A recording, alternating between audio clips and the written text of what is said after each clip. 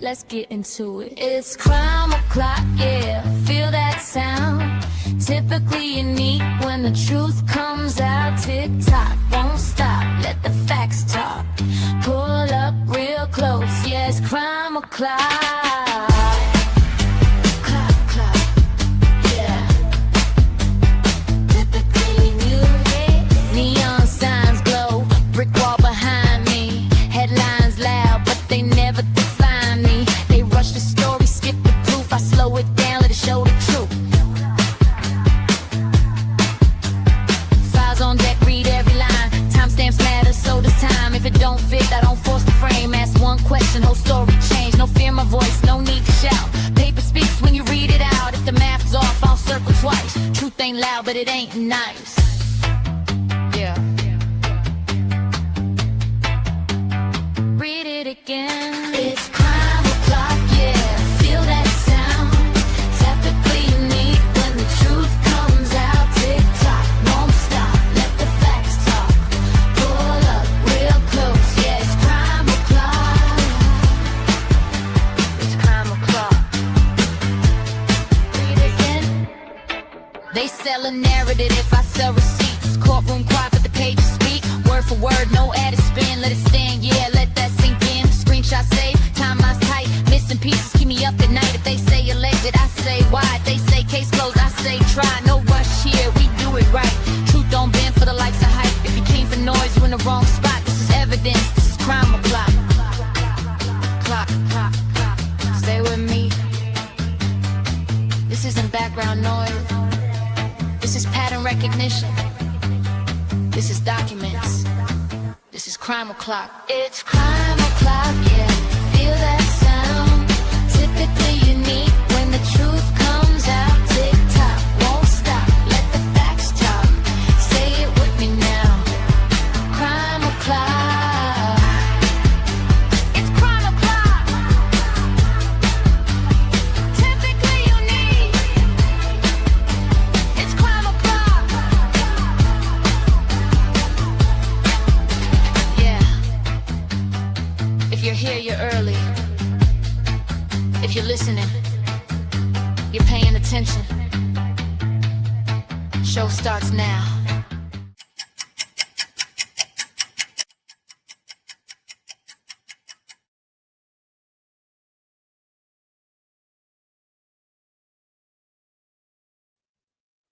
Hello, everybody. Happy birthday. It's the happy birthday episode. I look ridiculous. I know. I did it on purpose. But I can't see with these things. I decided to put some bling on this morning. Welcome to Crime O'Clock on Typically Unique. Hi, everybody. I hope you're having a great Monday. We're kicking off the week. And yeah, today's my birthday. So it's a birthday episode. And I thought, let me do something to share with you guys. So I picked a couple cases that are older, cold cases that I've always followed and are very intriguing to me. 2 cases I wish would get solved. I also started a poll just now to ask you about the first case. Lauren Agee is her name. Let me know on that poll. Hopefully you see it. Are you familiar with that case or not? So I know how much background to talk about. Thank you for all the birthday wishes. We're going to be silly for a minute here. You know, like to have a little bit of fun. And I think, let me see. Can I do this? That's the wrong one. It's this one. There we go. Get some birthday guys. Dance it out. Hi, Jessie Lynn. Go shorty, it's your birthday. We gon' party like it's your birthday. We gon' sip a party like it's your birthday. And you know we don't give up, cause that's your birthday. It's my birthday. Yeah. It's my birthday. Yeah. It's my birthday. Yeah. It's my birthday. Turn me up. Turn me up. Yeah. Yeah.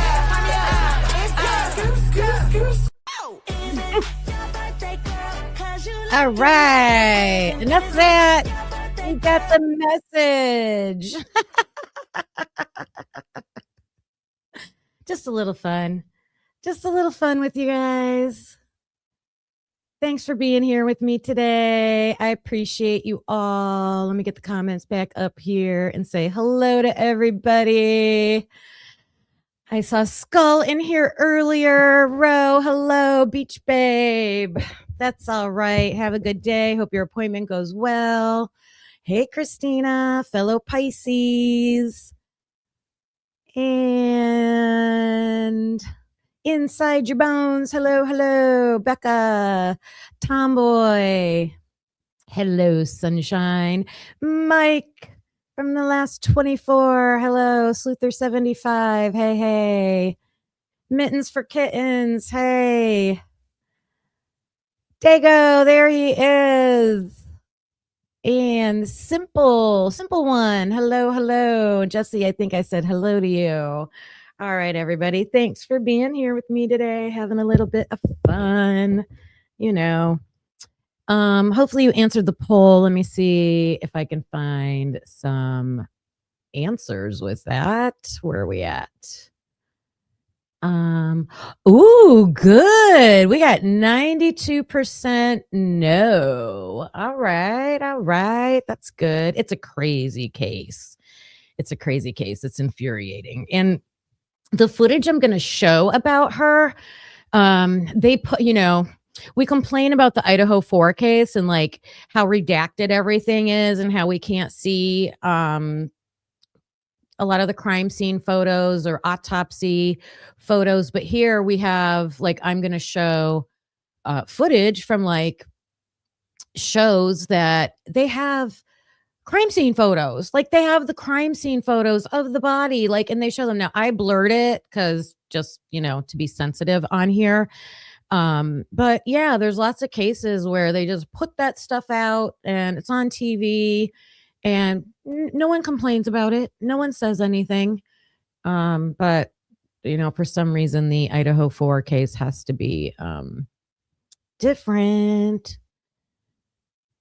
Angel D, hello. Thank you. All right. So today I'm going to talk about Lauren Agee, and then I'm going to talk about Maura Murray. And I know that's a more popular case. So hopefully everybody's familiar with Maura Murray. And when I talk about her, I'm going to get more into like a person of interest that has come about probably in about the last year to year and a half, probably. So I thought that was interesting. But let me know in the chat if you're familiar with any of these other cases, because there's so many that are like, I don't know, I probably have like a top 10 of cases that just intrigue me. So I think every once in a while I'm going to come up with, Maura Murray. Woo. What was I saying? Cases I'm obsessed with. So have you heard of Johnny Gosh? Johnny Gosh was that little newspaper boy from the 80s that disappeared and no one knows what happened to him. But supposedly he made an appearance back in at his mom's when he was like in his 20s. Crazy case. Brian Schaefer from Ohio vanished out of thin air. No trace. No one knows what happened to him. Shannon Gilbert. Everybody talks about the Long Island serial killer case, but I feel Shannon Gilbert, if it wasn't for her, I call her the hero in that case. And she has not been connected to Rex Heuermann, I do not believe. So still interested in her case. How about this one? This is a rare one. Christian Andrecchio. Dago, do you know that one? Christian Andrecchio. He was, I don't even remember where it was at, a southern state, I believe, maybe Tennessee or something. He worked on like an oil rig or something and lived in a house. Like he had all the money. He had a good job and he had this crazy girlfriend that was a new girlfriend and some suspicious people in the house. And he was found dead in his home, and I don't know who they ever blamed that on, if they did. I think they said he also did it to himself, but that's a crazy one. And then, of course, if Brooke's in here, the smiley face killer cases. Those are fascinating to me. Yeah, that Christian one, that was I just like discovered it on a podcast, but it was one of those shows where they fought, like it was a podcaster who like also was an investigator, and they talked to the mom, and they went out and interviewed people, and so it was whole seasons of just the same case. I love podcasts like that do that, like investigative journalism. Yeah, those are my favorites. All right, let's get into Lauren Agee. Let's get into Lauren Agee. Which it was. Hello, thank you. Oh wait, I gotta share first.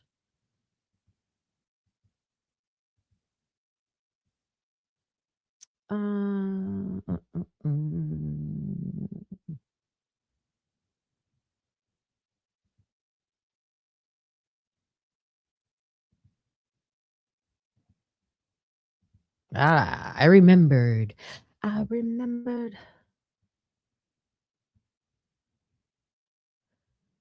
Play.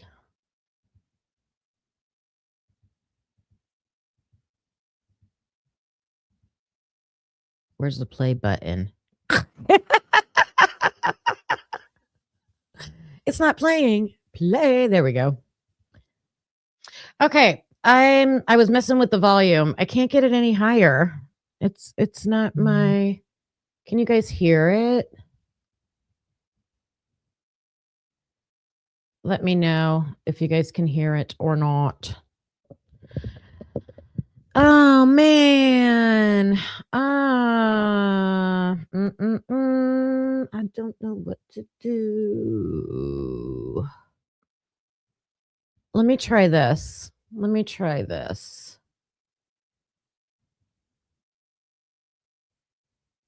So Lauren Agee lived, this is in Tennessee, I believe, and she had a boyfriend. She's in college. She's like, high achiever, got it going on, right? And she's got this friend that like comes and goes,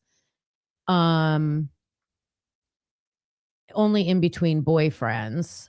But she, why isn't it in here? What?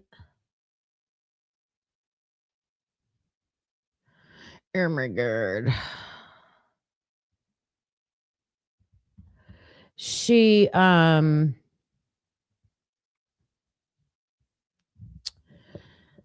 had this friend that invited her to this wake fest, and I wanted to show this video because they show the images of the wake fest. So I'll play it and then I'll stop it and I'll like recap what they're saying. How's my volume? Am I okay?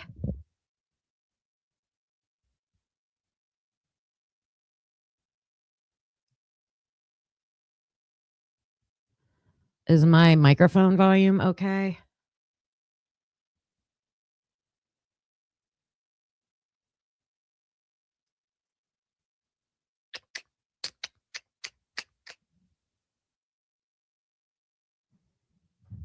Anybody? Oh, thumbs up. Okay, so my microphone's okay. Yeah, Wake Fest, right? Yeah. This was, they showed this story on all the crime documentary stories. The only thing I can try to do is run the volume through my microphone. I don't know if that would work. Can't hurt to try, I guess. Let me see.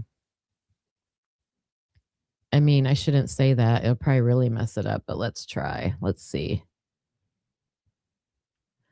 I want not that. Technical difficulties. Sorry. Sound mixer. Output. What are my choices? Let's try this. Input, output, 100. Everything's on 100%. I'm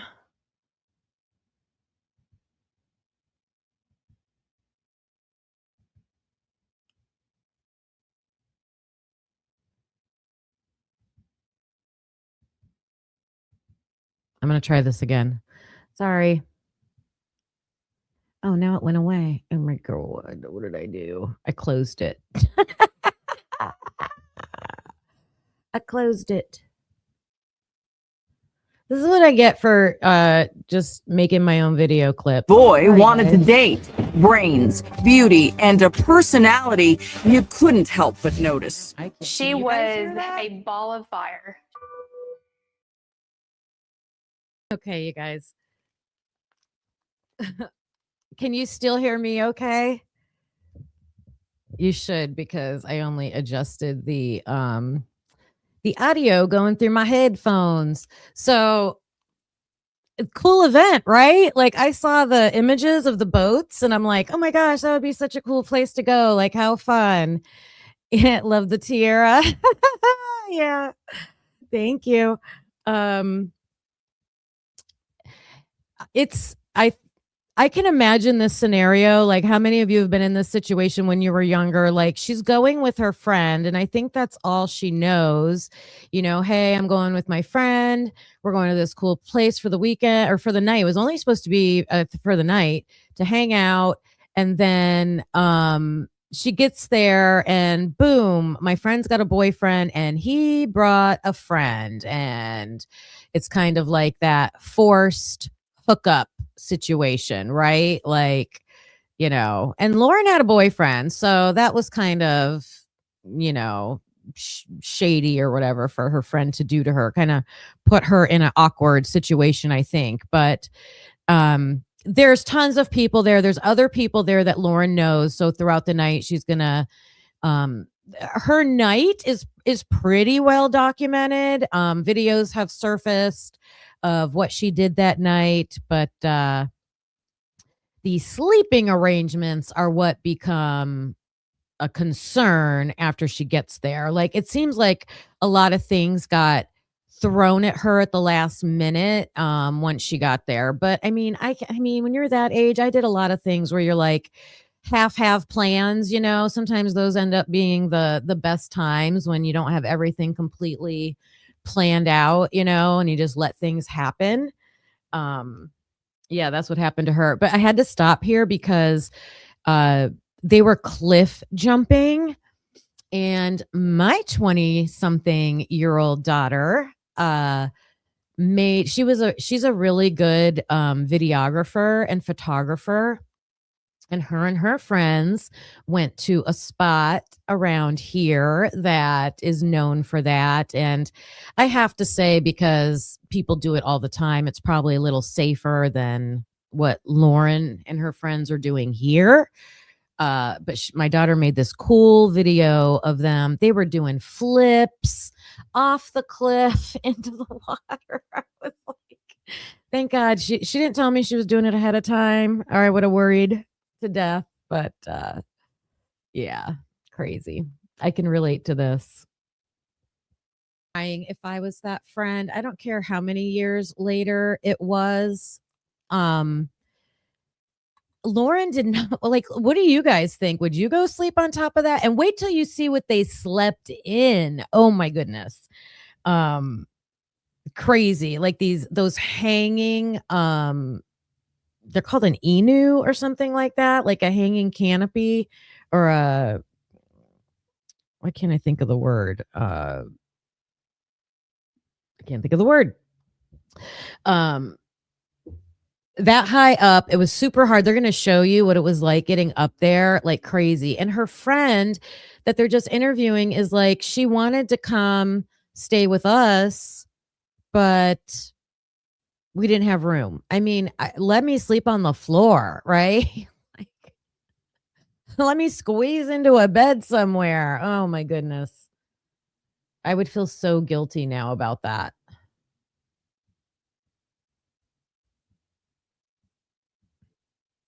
That's just me, though. I feel guilty about everything all the time.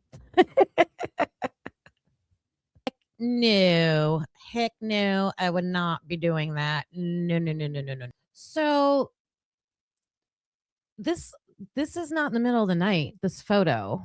And they make it seem like they didn't go up there on the cliff until later. So maybe it was not important for them.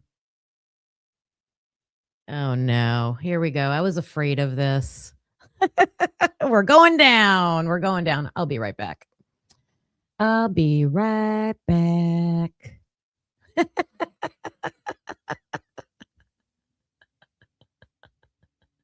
This is not supposed to happen for my birthday.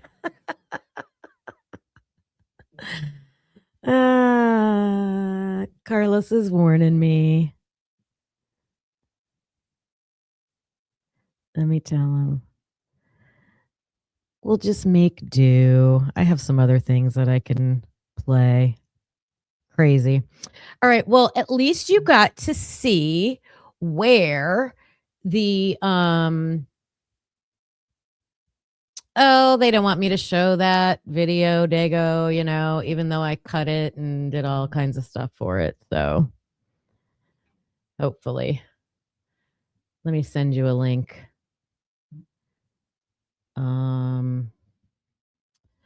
So I'll just tell you because I know this case pretty well. So these guys party all night, right? The four of them. The boys are out wakeboarding. Lauren's out. It doesn't sound like she was with Hannah. Like they weren't tied to the hip. Her ex-boyfriend was there. Her ex-boyfriend was there. Can you guys hear me? Oh no, I'm not even showing up. Do I have to leave and come back?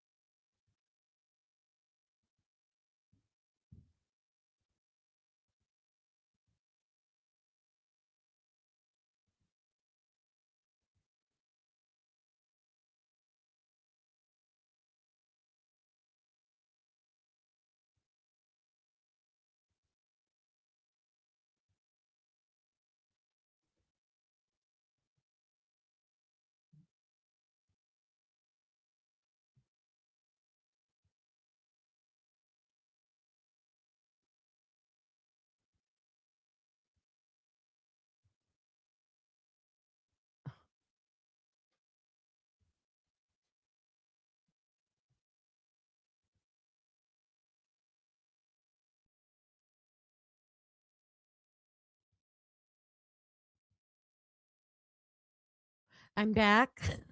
Sorry. This is not going as planned. All right. And I got to take these things off.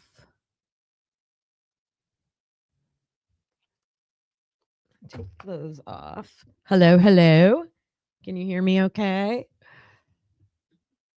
Carlos is in the background trying to help me out. Thank you. I appreciate that.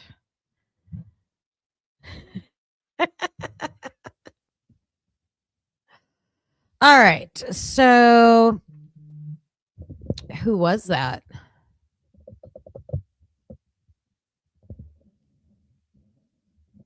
Hey, Blue Devil. Hello, hello. Buffalo Chick. Hello. I am back. Dago, I sent you a link if you want to hop up. And I'm just going to finish telling you, I guess, about Lauren Agee. I don't want to keep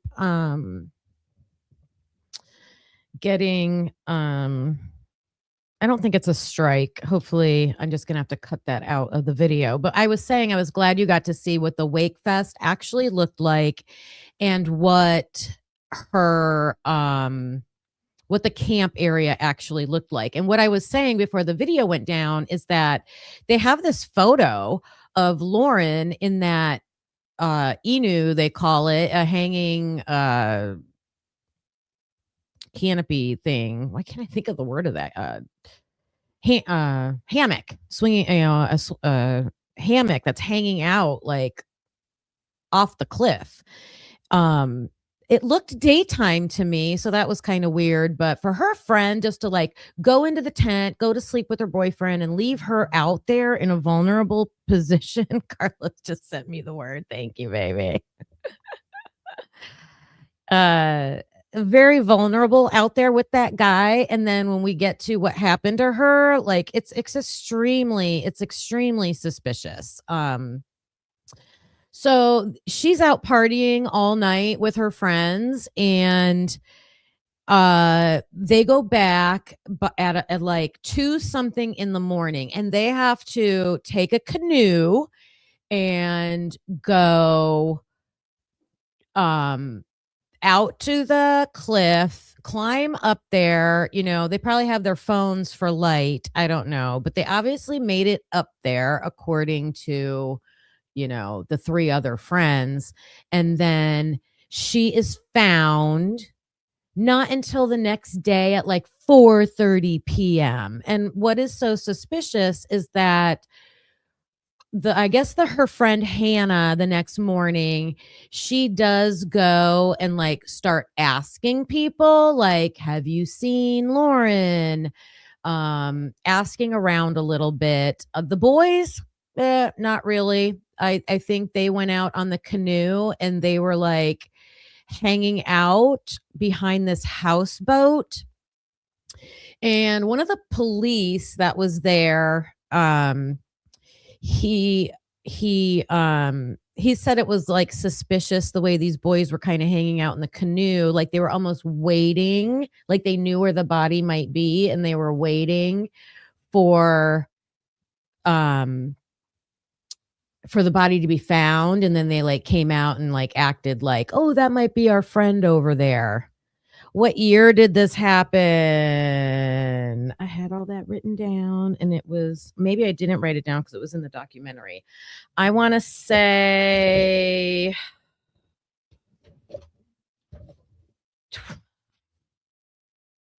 2014. Lucy. I want to say 2014. I'll look that up though. It was a long time ago. There's something about 2014. It might have been before that because her mom has to ultimately end up taking them to civil court to try to get anything done. Like, it's crazy. Hello there. 2015. It happened in 2015. Hold on a minute. Sorry about that. I have to reset this again. Bear with me. My apologies. Oh, no, it is technical difficulty days, apparently. I kind of thought that was going to happen because I wasn't sure about the show, but it's not like it wasn't a major network. That's why I was asking you who you were running it. Some of these people are getting pretty hard pressed about this stuff. So I guess, and it's old. Like, it was really old. I'm like, it's old. It's already gotten its like million views or whatever, But no, I feel like I ran that same video 3 years ago. Or at least one like it. I remember when I covered Lauren's case. Who knows? These people are crazy, but I even ran it through an editor and like clipped a little piece, like a few pieces out and stuff because I was trying to shorten it. The only thing that ever worked for me, Kim, 100%, was when I would pull something from YouTube. I would go over to the right, click into that thing, and click under Creative Commons. Yeah. And run it through that, and if it shows up through there, then it's okay. But even then, sometimes, so I wouldn't worry about it. It's probably just a warning. You're fine. Yeah, hopefully. Happy birthday, ma'am. Thank you. Loving your tiara, Miss Jessica Rabbit. Did you see my glasses earlier? I did when you first started. Those are awesome. I have all these like costume pieces, either from school when I would do goofy things, or like Halloween. All my little Halloween get up. Yeah, I have a bunch of the prop stuff, glasses, hats, all sorts of stuff. My wife is just one of them people, so might as well use it instead of it sitting in the closet. Hey, Susie, little bee. You picked a good day to have your birthday. It's beautiful outside today. It is. I know. The past couple days.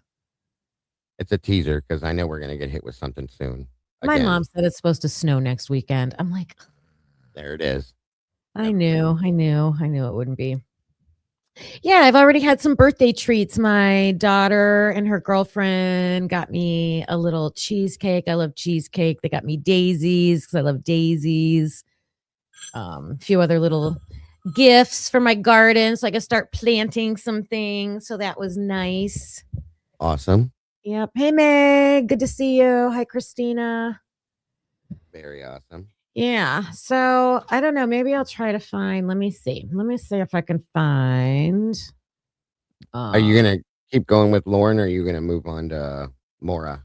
Yeah. Well, I want to keep talking about Lauren. I think it's Gotcha. fascinating Kirsch. Oh, definitely.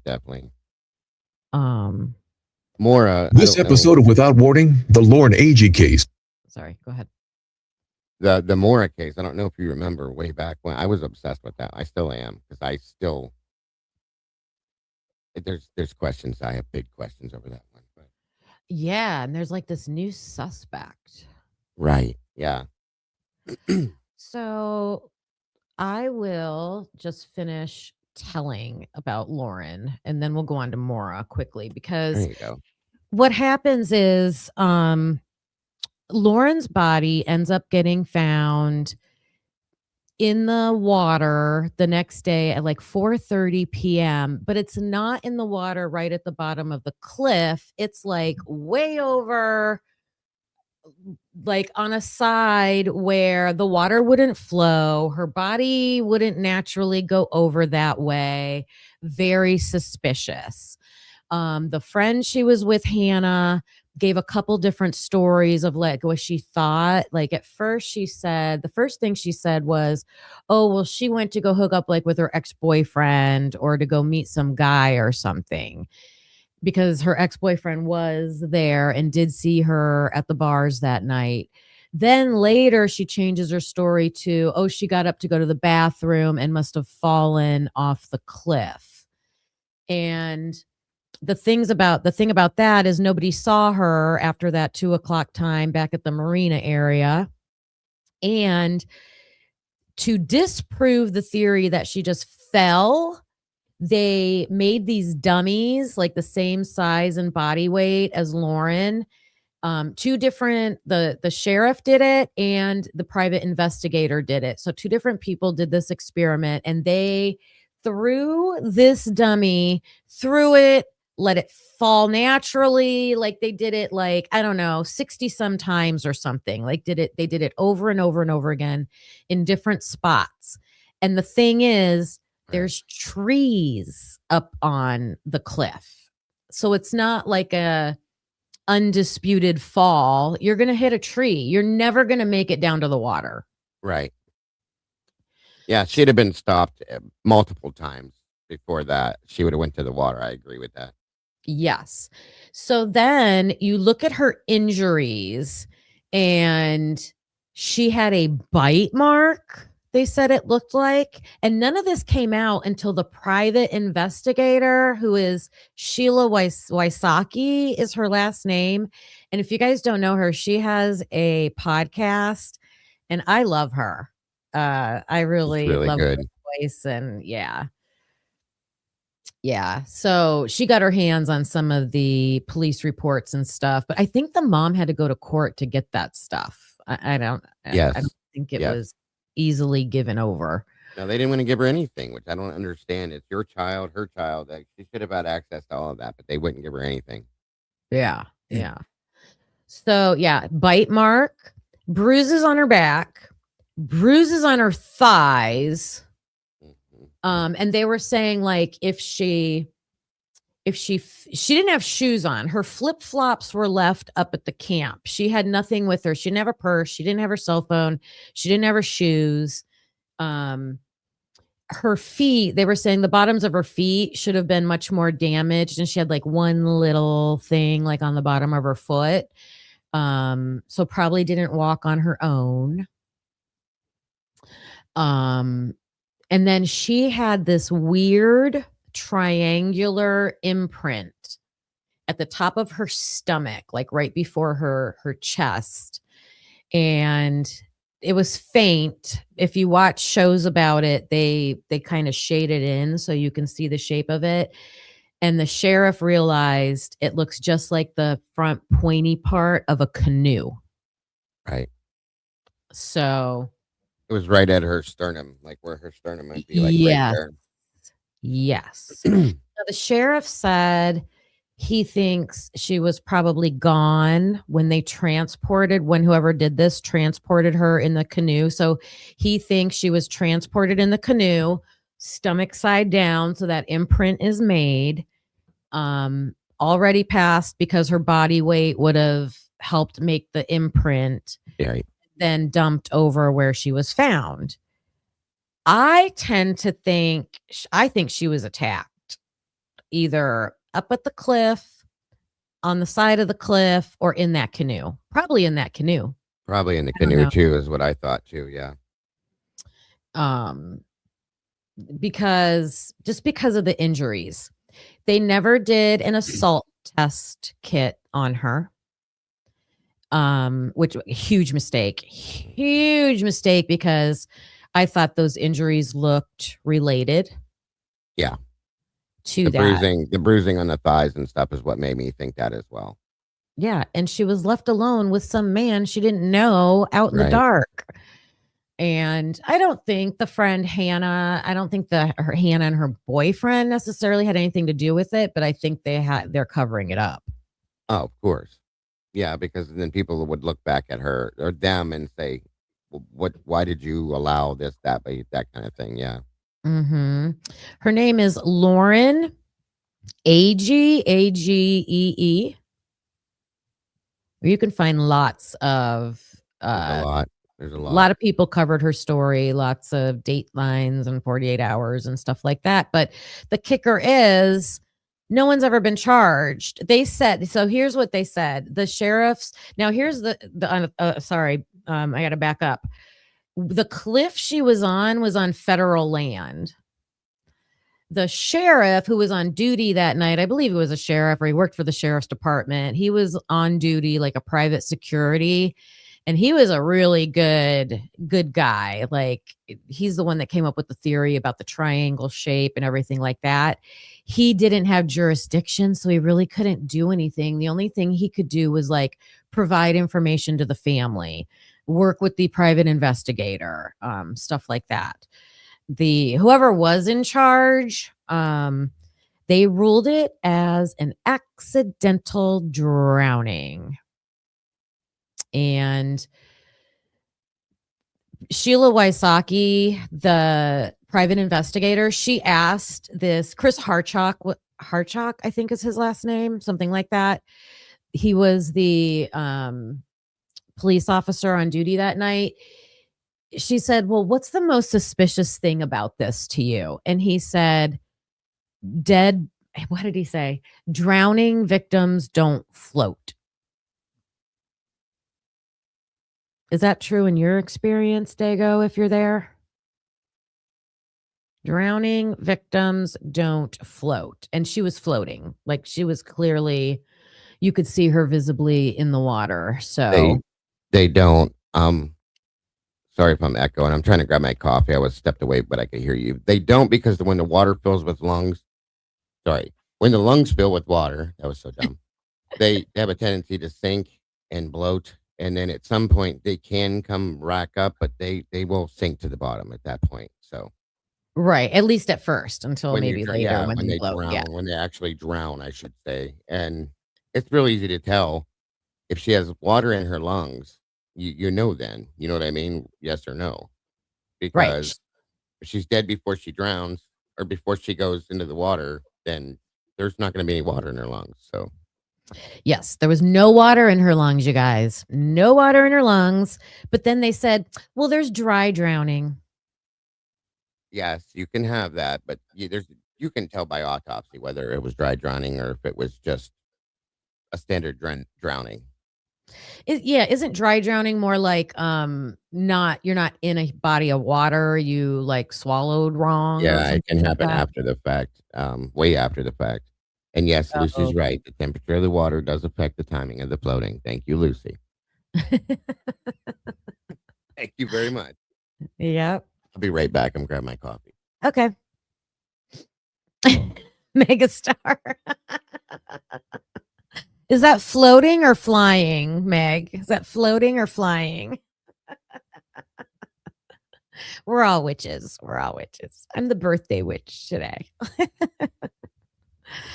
Yeah, so it was ruled an accidental drowning. The family, her poor mother, you saw her and Lauren were like spitting image of each other. I thought Lauren looked a lot like her mom. I think it was her mom's only child, and she just has never, even to this day, has never stopped trying to get justice for her daughter. She filed a civil suit against the 3 people. And here's the other kicker about those 3 people. So her friend Hannah, Chris Dodd, and Aaron Lilly are their names. None of them went to Lauren's funeral. Hannah, who's been a pretty much lifelong friend on and off again with Lauren, her family didn't go to Lauren's funeral. I mean, it was just very odd. Aaron Lilly, wait a minute. Chris Dodd, the one that kind of was like the third wheel that got brought along, that got left out with Lauren that night in the hammock. He wrote on his Instagram on that Monday morning, "Best weekend ever." Yeah, the girl you were with died at the Wake Fest, and he wrote "Best weekend ever." So the way that choice they of didn't. words. Go ahead. Oh, I just said great choice of words there, buddy. Yeah, horrible. So insulting to the mom, you Right. know. And then what else did they do? When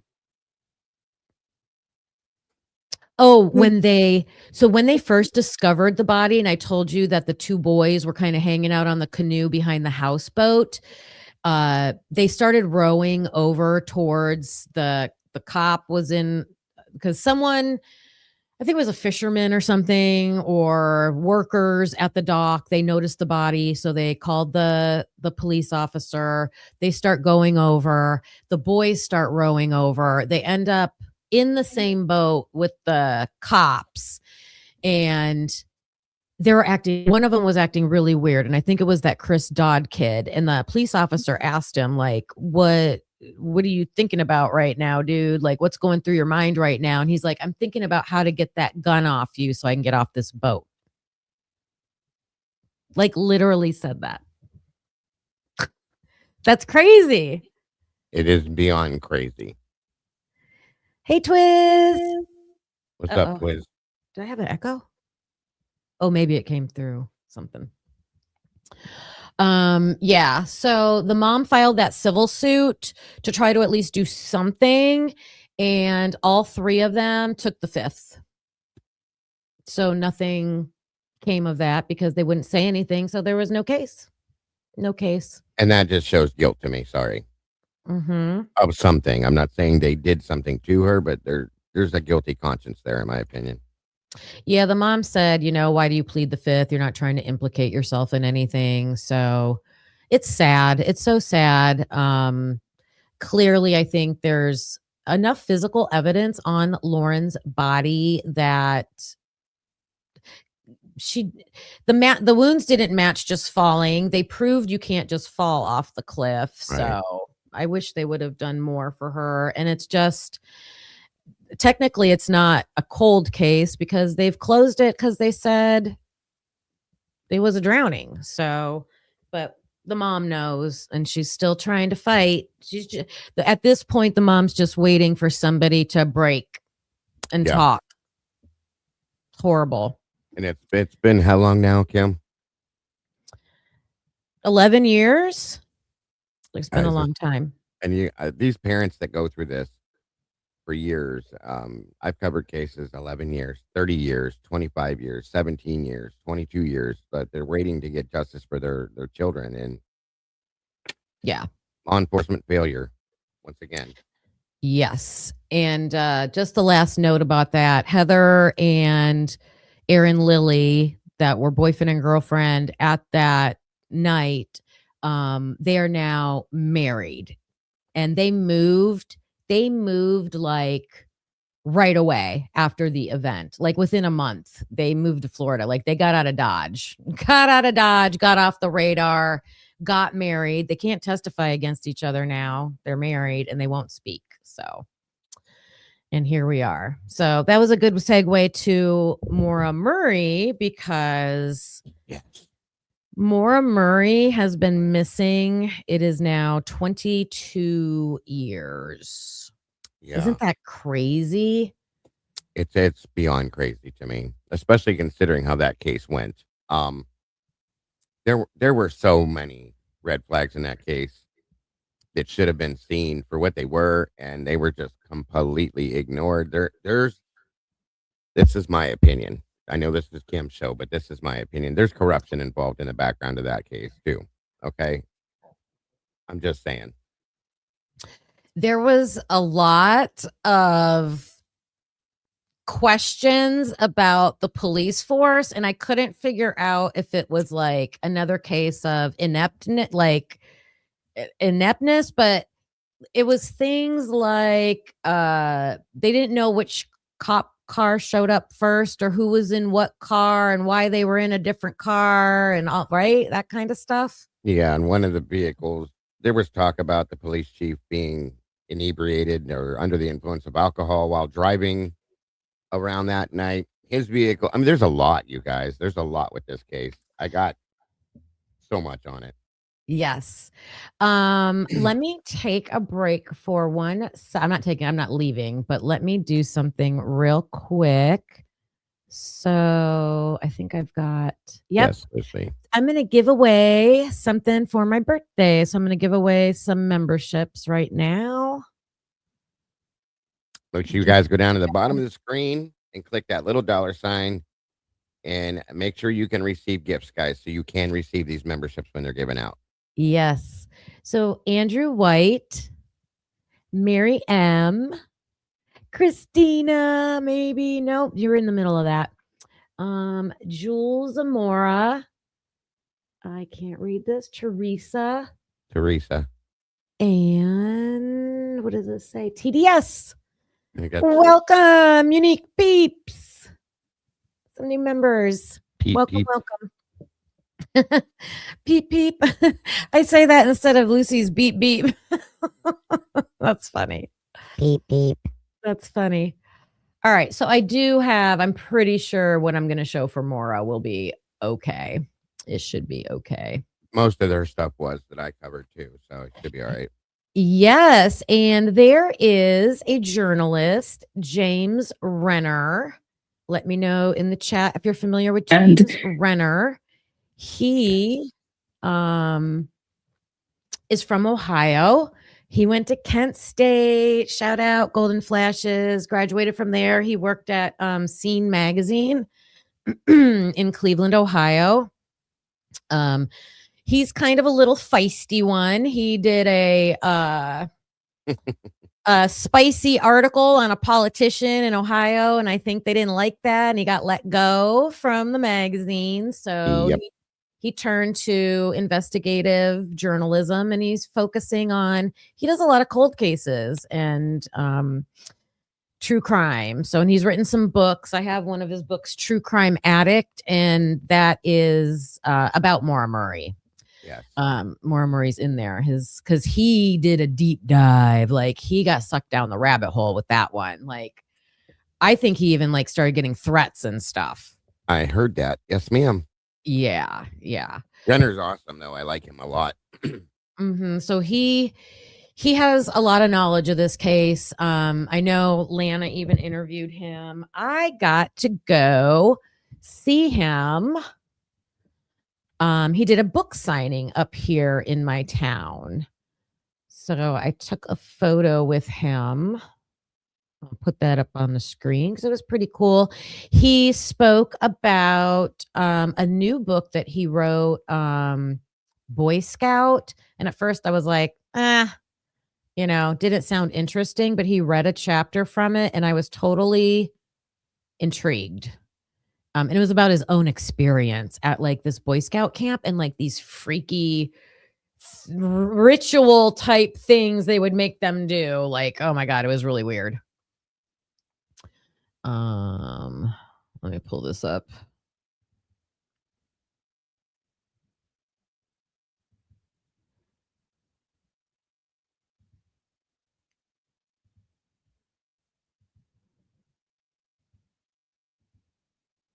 That's me and Lori, who's a mod, and my other friend Jen with James Renner. I got my book signed by him, so that's pretty cool. Jesus, I didn't realize he was that tall. Well, we're all kind of short too. A big dude.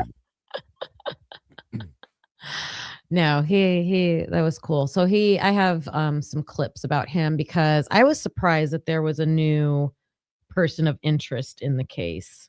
Yes, But very much so. put a 1 in the chat if you know the Maura Murray.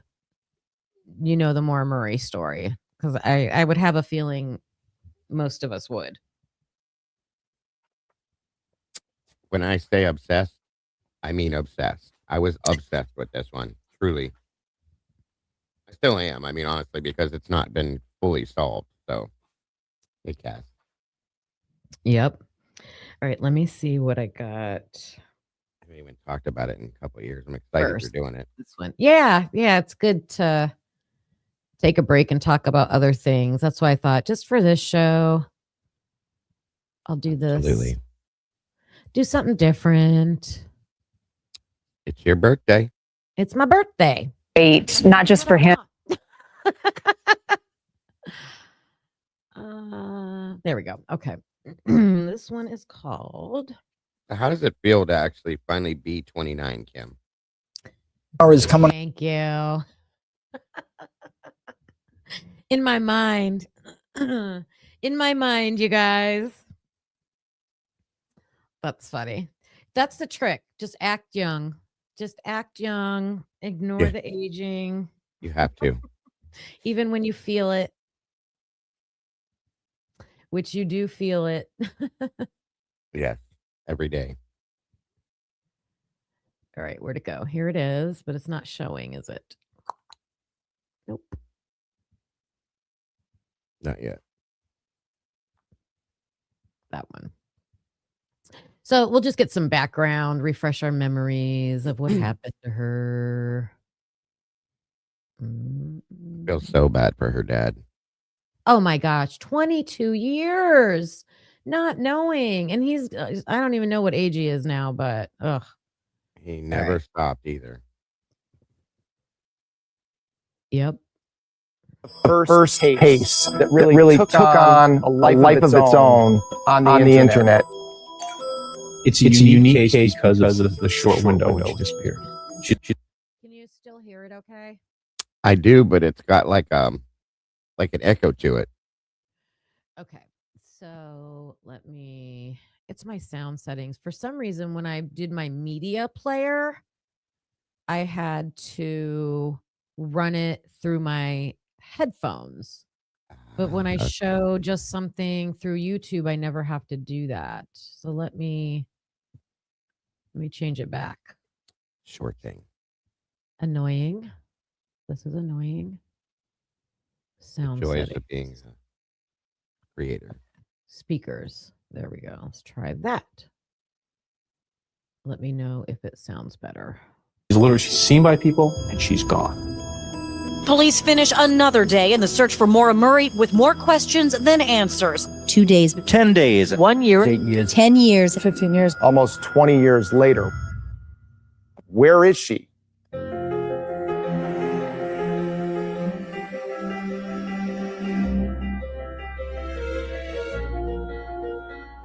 Real?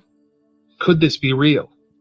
I know that time is short, it's just a dream, but in this moment, you're so much more to me than just a distant, fading memory.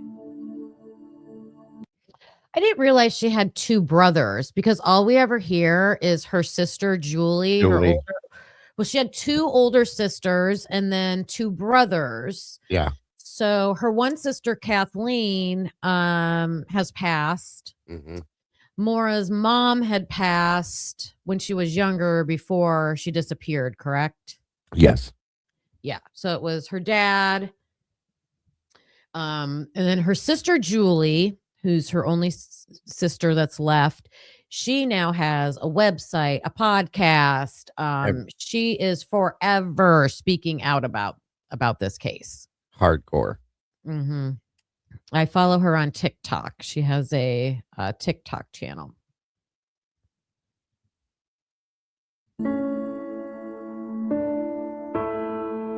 Maura was my little sister. Our family grew up in the South Shore of Massachusetts.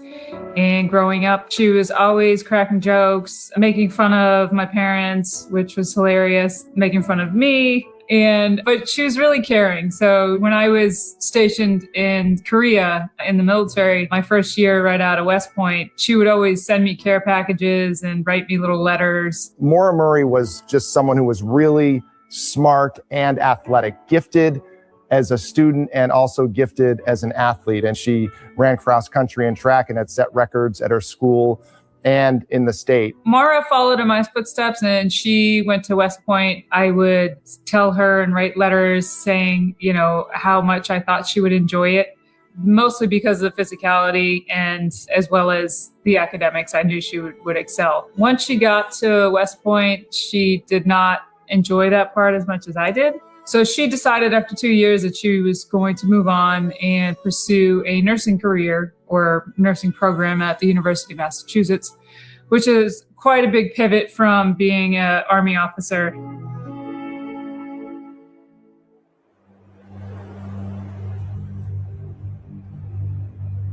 The day that Maura went missing was Monday. So she was definitely an overachiever and very successful, as well as her sister at everything they did, it seems like. Definitely athletics and all that. Definitely. Maura was a high-powered athlete and just always tried to overachieve in everything. You are correct.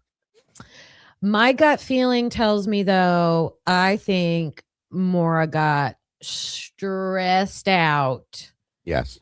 At West Point and beyond stressed out. Like, she did some really weird things there. And I know they'll say for boys that like severe mental illness can show up at that age range, like, 19, 20, 21. I don't know if it got that far for her, but I don't know if the situation she was in or what, but she stole a credit card to buy pizza. Like, it was weird. She stole from their little military store that they have there, and it was something stupid, like a makeup, an item of makeup. Yeah, it was like she was doing like rebellious things to like acting out in ways that don't make sense just to get almost, I don't even know how to explain it. I remember when I covered it, when I explained it, was like she was trying to get attention for things that she didn't want attention for. Does that make sense? Yeah. There's kids like that all the time. Like, any attention is good attention. So yeah, if you're not getting good attention, they'll get it by doing stuff that's wrong. And they were just weird things, like you said, that didn't make a lot of sense. Yeah, for sure. And then she got in an accident, drinking right on campus. Was that after she left? That wasn't at West Point. That was at Massachusetts. That was at Massachusetts. Yeah. Yeah. All right. Let me go on with this. I think it'll give some more backstory. February 9th, 2004. That morning, Maura Murray. So there you go. February 9th, 2004. So yeah, 22 years ago. Sends an email to her professor, says there's been a death in the family, when in fact, that's not true. She packs up her room. She gets into her car. She has a number of belongings with her. She heads to an ATM. She withdraws most of her money that was in the account out. She goes to a liquor store. She buys a number of bottles of alcohol, gets in her car, and then heads north. But it's really not clear where she's going.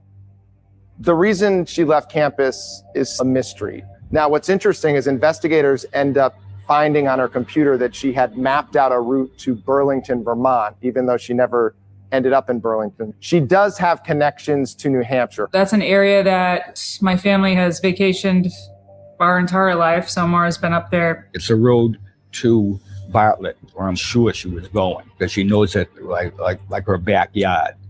Because we were in New Hampshire so much, at least 4 times a year. About 4:30 is the last known phone call that Maura made, and it was a call to check her voicemail. From 4:30 to 7:30, there was no activity on her phone, and we're not really sure what happens during that time. She ends up in New Hampshire in a small town called Haverhill, and it's a really windy road. She ends up going off the road and crashing her car.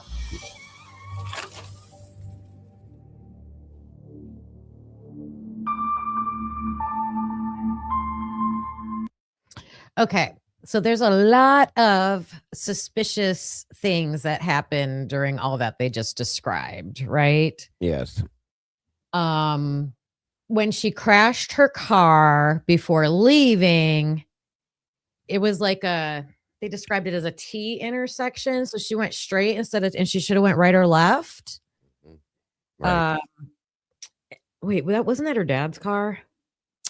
It was, car. her dad was going to buy her, no, that was her car, I believe, but he was going to buy her a new car. I do believe they were going to be going to buy a new car, if I remember the story correctly. But this was hers. I think it was their dad's name, but it was hers. My understanding is she was using this car until she could get this new one they were going to go get. So yes. Yeah, but this just goes with the weird things she was doing. Like she just kept like leveling up the amount of trouble that she was like getting into and acting out. Yeah. Her and her dad went car shopping the day she left for this trip. Yes. Because she was driving the Saturn. The Saturn was hers, and it was starting to like not be trustworthy. Right. Like she shouldn't. Her dad was mad. Like she should not have been driving this car on a long trip. In fact, one of the details about her car was that there was a rag stuffed in the tailpipe. The tailpipe, yeah. And that was suspicious, but then her dad was like, no, we did that because of the exhaust or something. I don't know, like weird things with her car. But I know she did wreck her dad's car that night because he was pissed and she had to get a tow truck drive back to his. And like, it was this whole thing. She had to explain to her dad, like, you know, what she did because she drives her car. She drives her car. Right. You know, out. She had wrecked his car. Was it a couple days beforehand? And yeah, it was a few days before. I think she wrecked his car, had to have it towed back to the house. There was the whole thing with it. And then she takes off on her road trip in her car that was not reliable. Yes. It's been 2 years. I'm sorry. Yeah, it's 22 years. Yeah. Look at that generous donation. Sleuther75. Thank you so much. Jessica Rabbit. I wish I knew like a phrase. I got to look up a phrase she says. I keep saying that. Besides, Roger Rabbit does the bazooka eyeballs.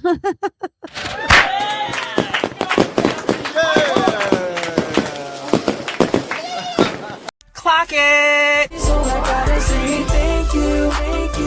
Clock it. I appreciate you. Thank you. Thank you. Thank you. Thank you.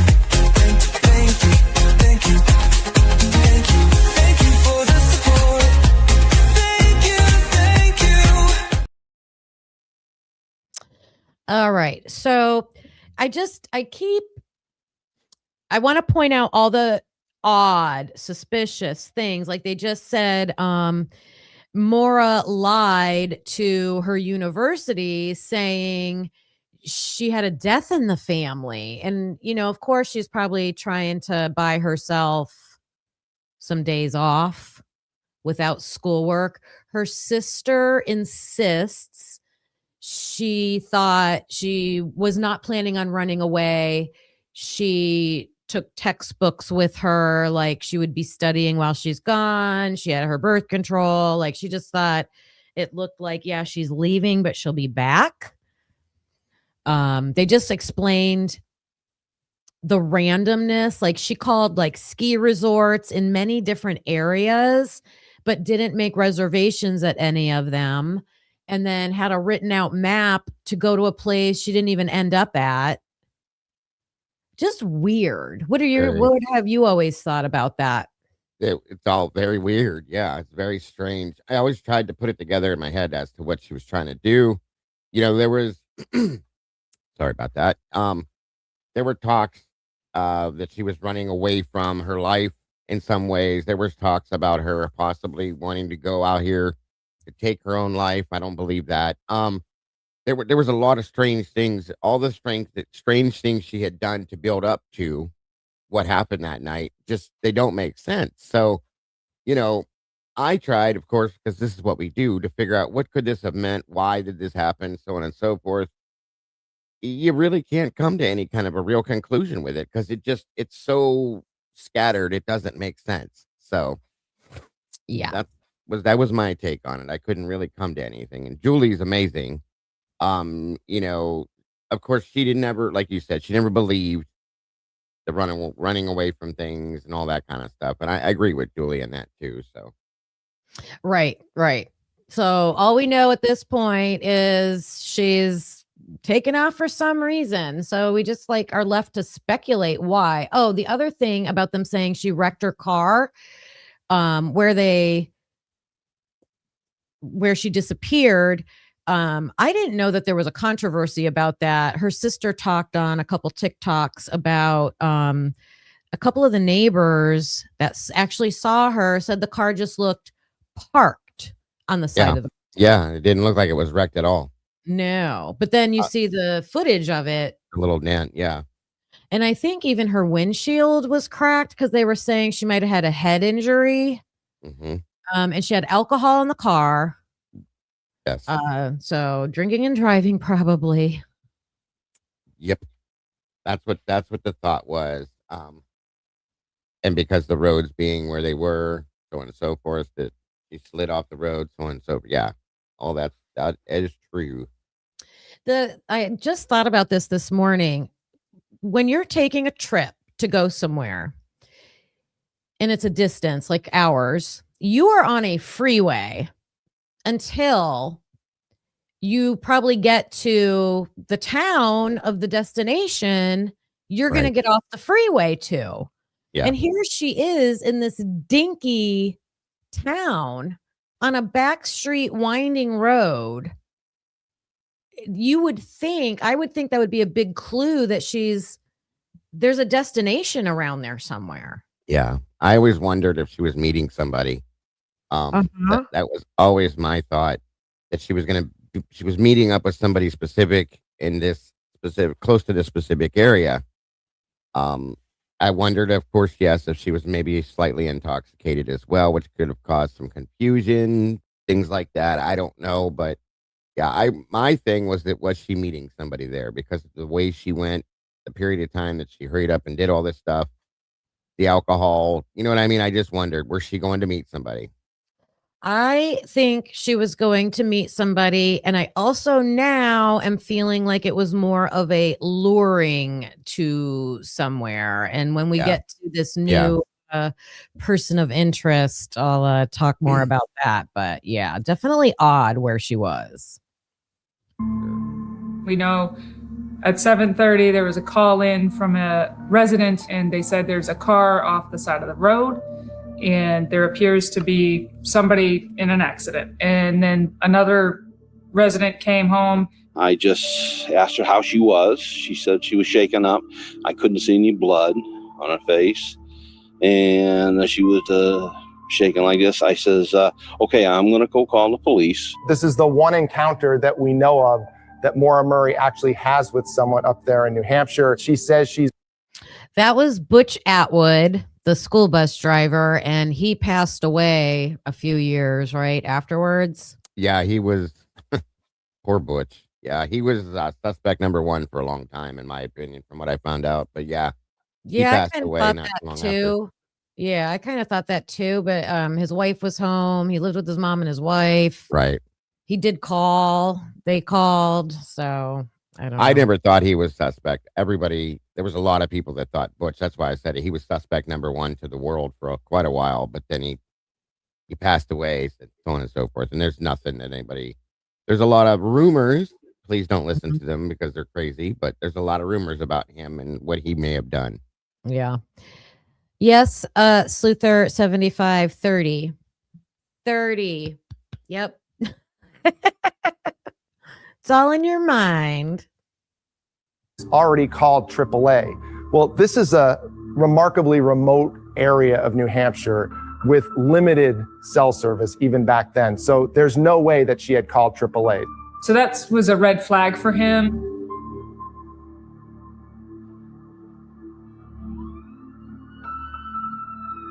Within about 7 to 10 minutes, the first 911 call, the first police officer arrived on scene, and he arrived to a locked vehicle with nobody around. And that's where the nightmare started. Mm-hmm. She said her vehicle was locked? Yeah, it was locked. Oh, that's really weird, yeah. It gets very weird from there.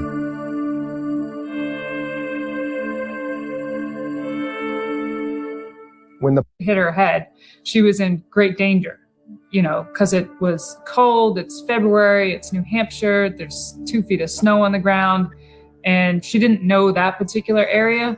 She doesn't take everything when she leaves, but she does take some items. Inside the car were other belongings that she had, including some of her books and some equipment that she had, and also some alcohol that she had purchased. So not all of the alcohol, but at least some of the alcohol. Everything that was found in a car was indicative of her just trying to get away and clear her head, although I can't be for sure because I don't know why she went up there.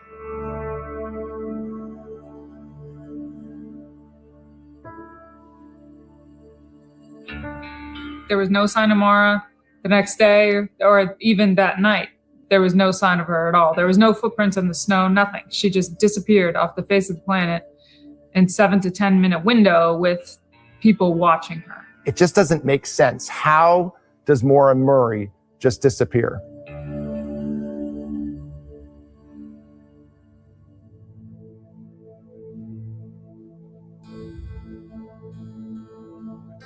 Nobody in my family was notified that Monday. It wasn't until the next day, Tuesday, law enforcement got a hold of my older sister, Kathleen. Kathleen called my dad, my mom, everyone, me, asking, why is dad's car up there? Where's Maura? Why is she at school?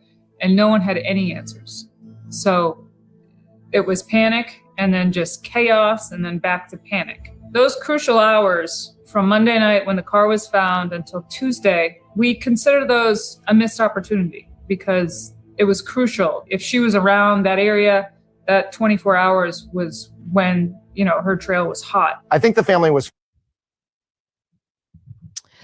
All right. So, yeah, that began the suspiciousness around the law enforcement part of it, right? Because a lot of stuff went on during that time with them.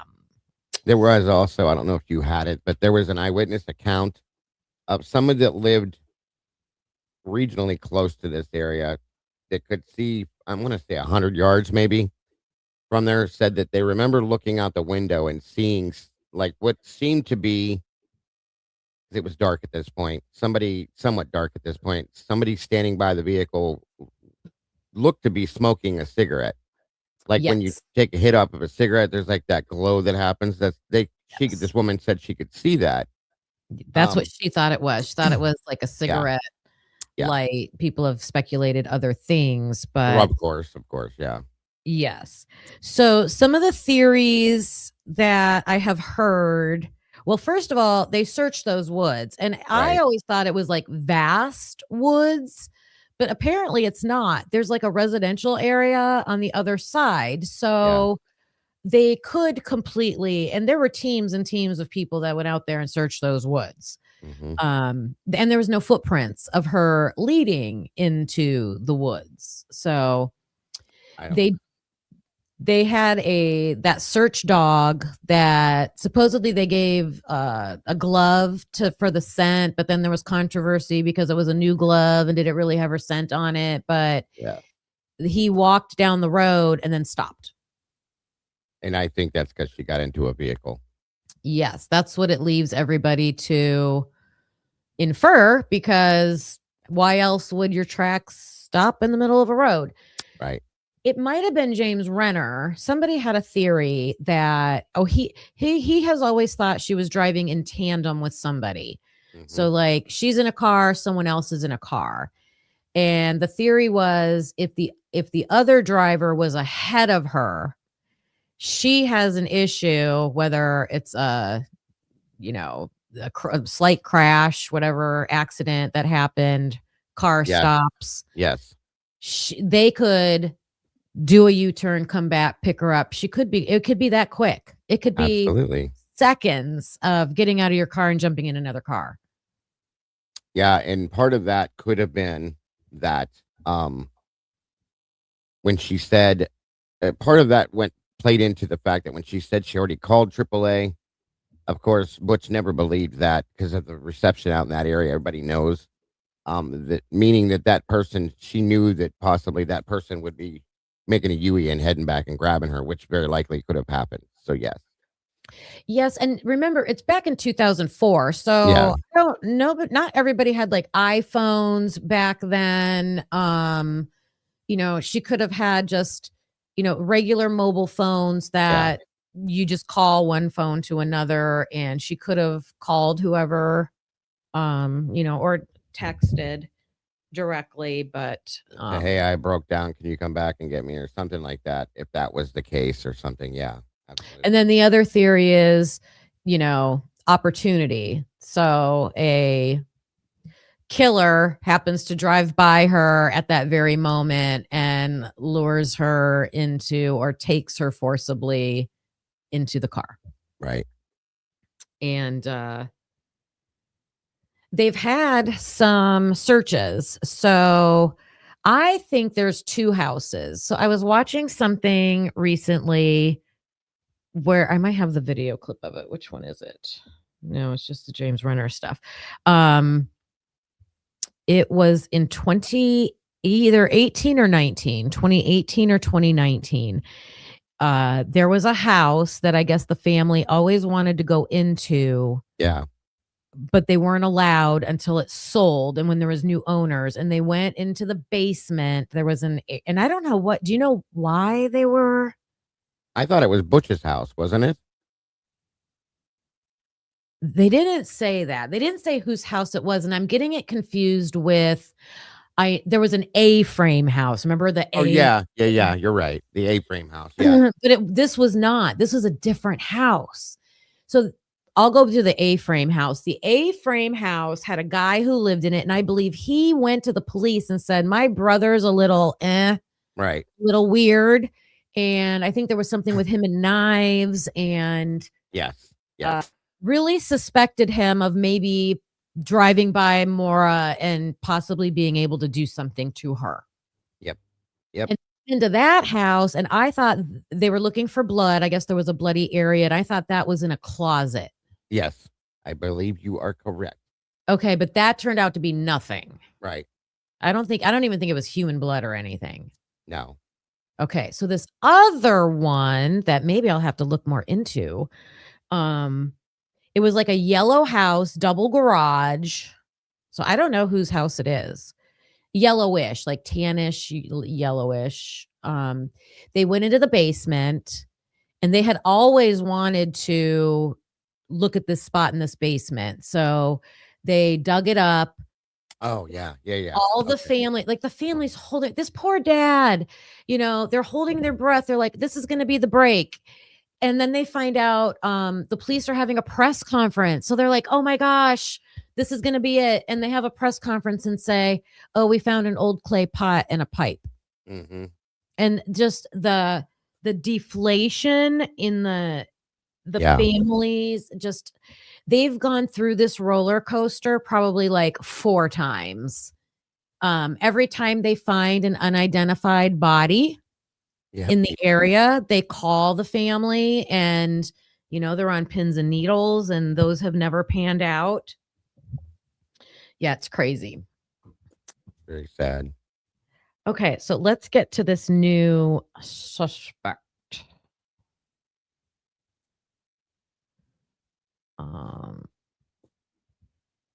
Yeah.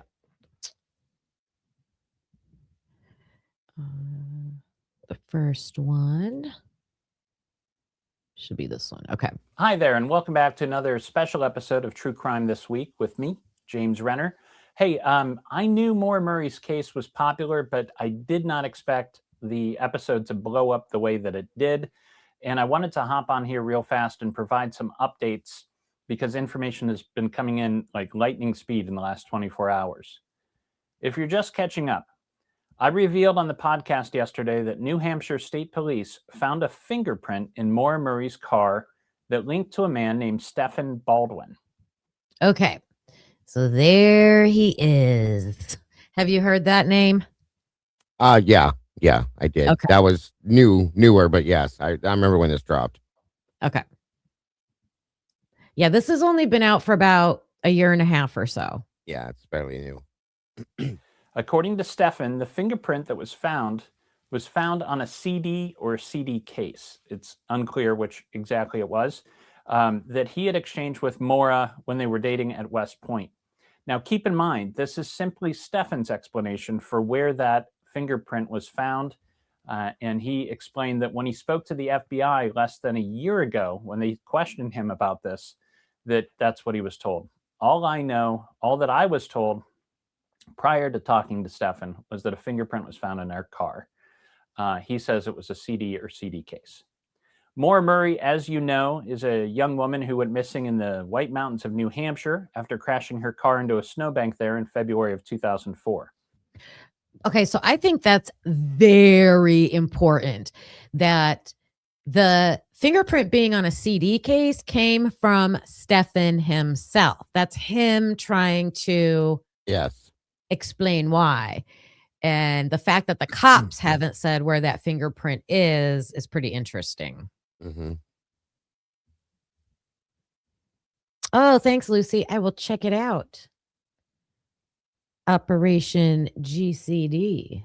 JJ follows this pretty hardcore too. Yeah.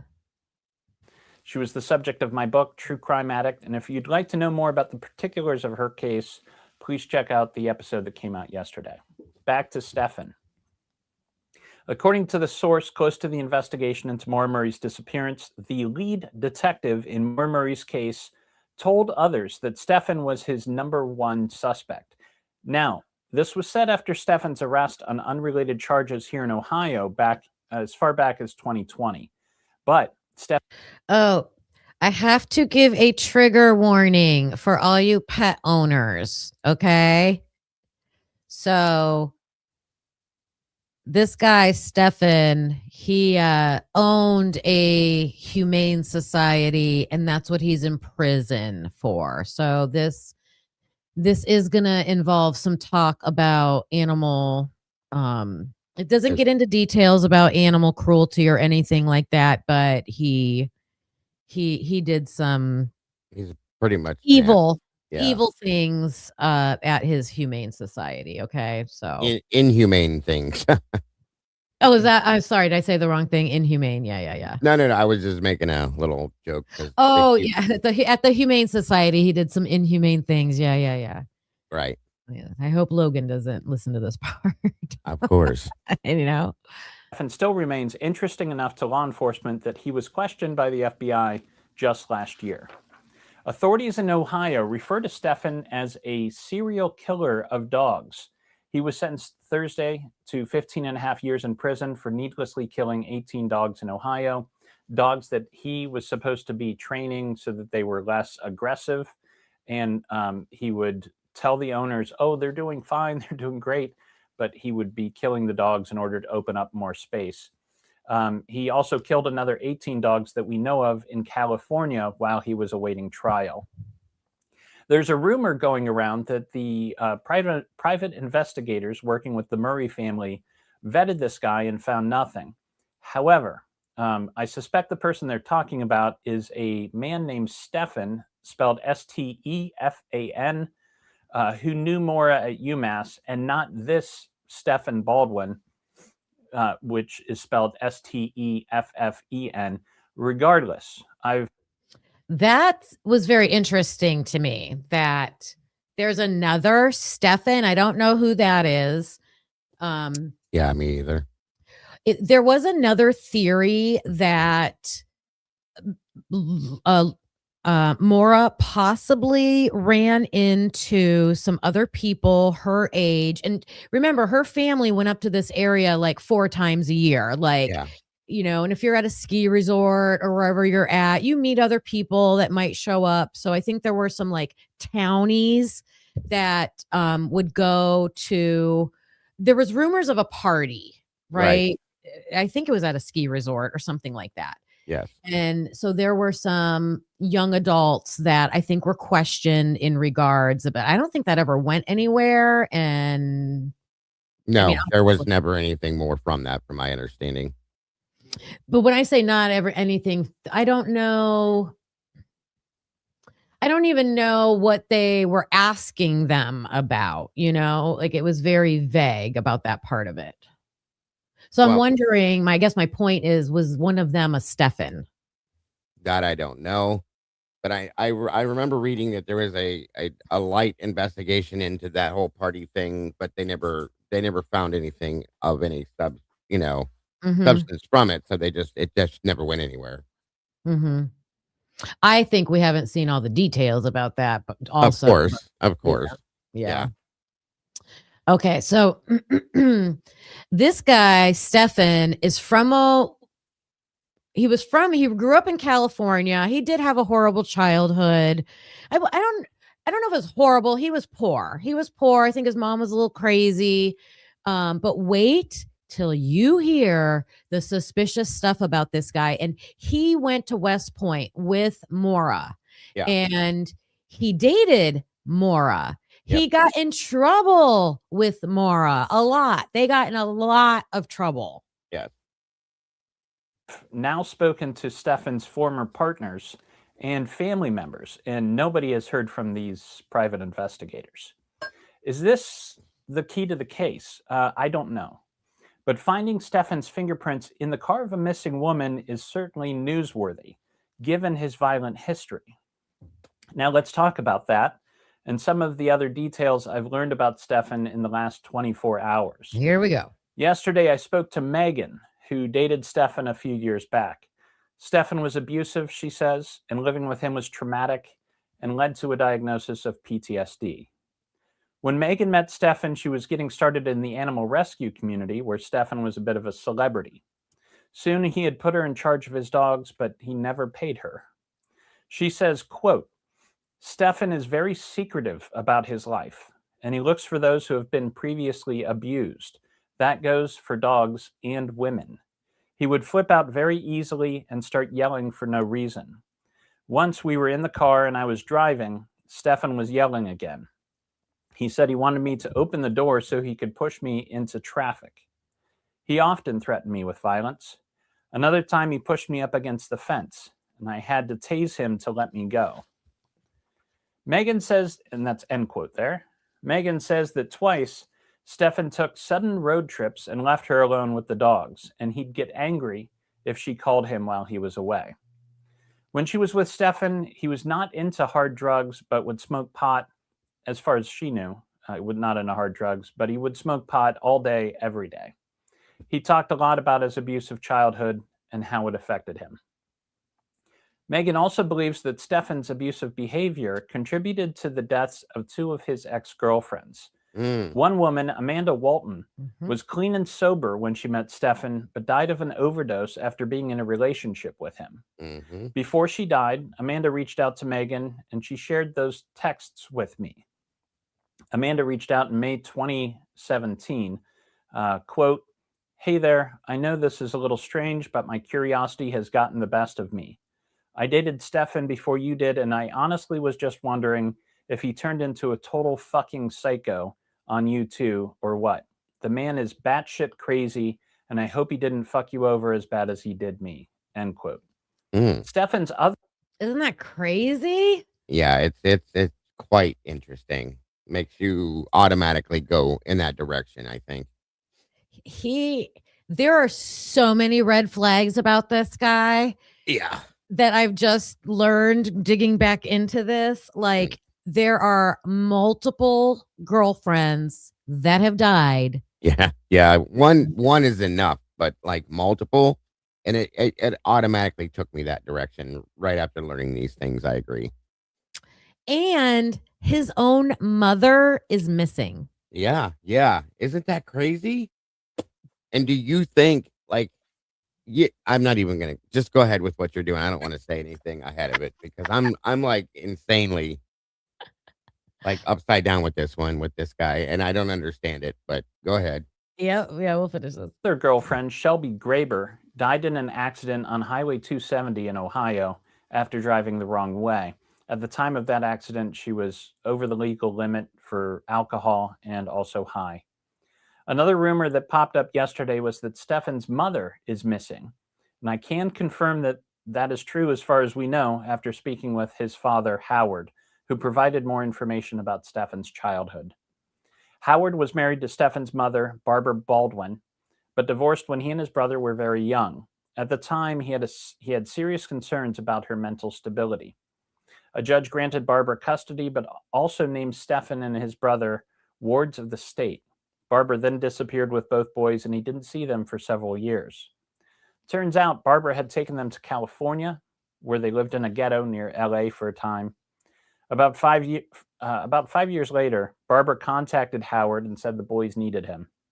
Howard was living in New York, but immediately moved to California to be near them.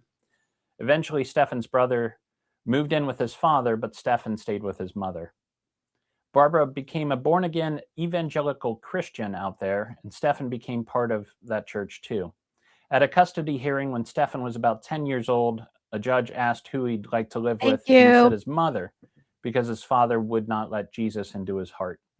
I should note that Howard is Jewish. Howard didn't see Stefan again until after he had left West Point as a young man. He does not know why Stefan left West Point within a week of Maura Murray leaving the school. Stefan spoke on social media about his mother disappearing several years ago. Howard confirms that nobody knows where she is and nobody has spoken to her in many years, saying, quote, "I don't know if she's alive or dead or has been killed and buried in the desert," end quote. Stefan claims he has never been to New Hampshire or UMass in his life. When I spoke to his ex-wife Haley today, she said, quote, "He was living with me in California in 2004, end quote. Those are the updates. If you know Stefan and have any information that does in fact place him. Okay. I have another one, but oh my gosh. Like I said, I don't understand why they were awarded wards of the state. Like I don't hear anything that says neglect from the mom except they were poor. Well, my understanding was that the mother was, and this could explain some of Stefan's issues. If the mother has mental health issues, that can be passed along, for one. Okay. I think she was probably making certain decisions in their lives that were probably not good for them when they were children. In turn, they were probably taken, DHS or DCFS, whatever the hell it's called, and put into foster care at some point, possibly, or whatever, until she could prove that she was okay, blah, blah, blah, given back, however it worked out. You know what I mean? That's how I understood that. Yeah. So, Lucy, I'll go later and check out what JJ says about the whole mom thing. Thank you, Karmic. I appreciate that. Thank you, Moonlit Baby. Appreciate the birthday wishes. Brooke, there you are. Hello. Yeah, I guess I'll just continue. I forget the points I wanted to make. He About the mother. I guess it's just his personality. Just the next clip I'm going to show. So this guy, no, I know what it was. Even though, so he's living with a mother that has those conditions. He's growing up extremely poor. I don't know what happened, but you have to be very well educated and smart to get into West Point. And he was able to get into West Point. Like you not only apply, you have to have like senators and some kind of politician in your state write letters of recommendation for you. You have to be approved. They don't take just anybody, right? Yeah. So there's got to be another side. Maybe it was from his dad. I don't know his dad's whole situation. Seems like maybe he had that support too. Could be. Yeah. All right. So we're going to get a little bit more backstory about him. And then I just want to talk about him. Because to me, I think he's like. Yes. Suspect number one. Absolutely. And I think Julie, the sister, says something about the FBI got super interested in him February of 24. Yeah. Okay. It's like springtime of 24. So it's been a whole year and a half almost. Okay. So next one. The bio. That's when I got interested in him too. Mm-hmm. When they put him Hey, out there True like Crime that. Addict. Sorry, it played by itself. No, go ahead. Go ahead. When they did what? Oh, when they put it out there and they started exposing some of his information, I was like, holy shit. Like, where this guy been for 22 years? You know what I mean? So, or at that point it was 20 years, but still, yeah, it's crazy. Someone released jail calls that he had with. Did you hear that? Yep. He's in love with a stripper. Mm-hmm. And you guys know that song? Yes, ma'am.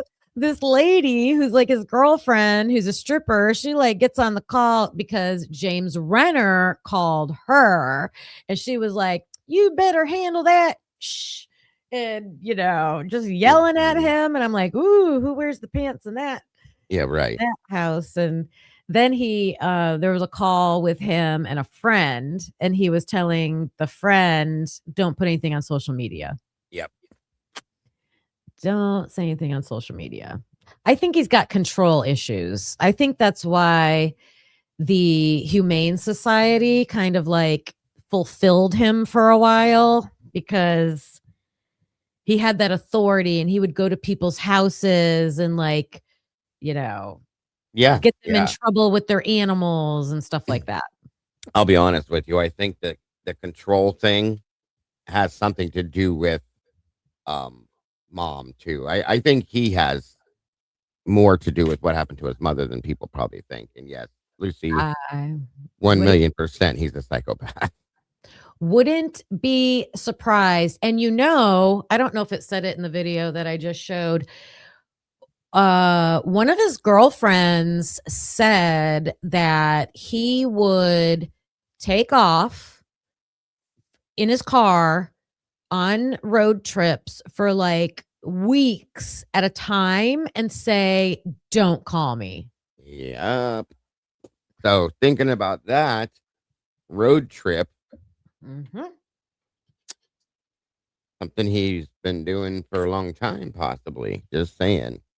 Yeah, absolutely. I agree with you, Lucy. The dude out there, completely detached. In my opinion.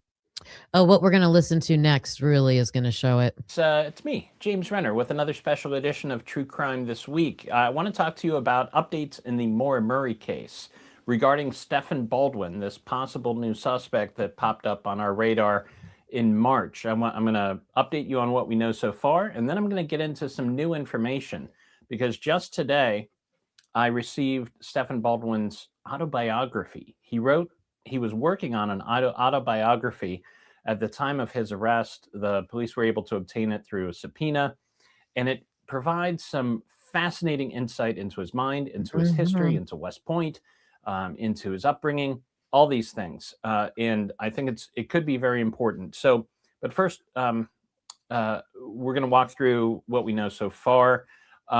If you are just tuning into True Crime this week, it is a podcast. I bring you the updates in the true crime world, all the true crime stories you might have missed during the week. And on Friday mornings, every week, I have new episodes. So this is kind of a special episode. I will be back actually on April 25th with the regular show.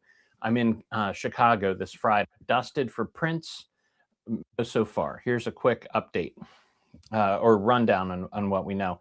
Stephen Baldwin, his fingerprints, a fingerprint has been found inside Maura Murray's car.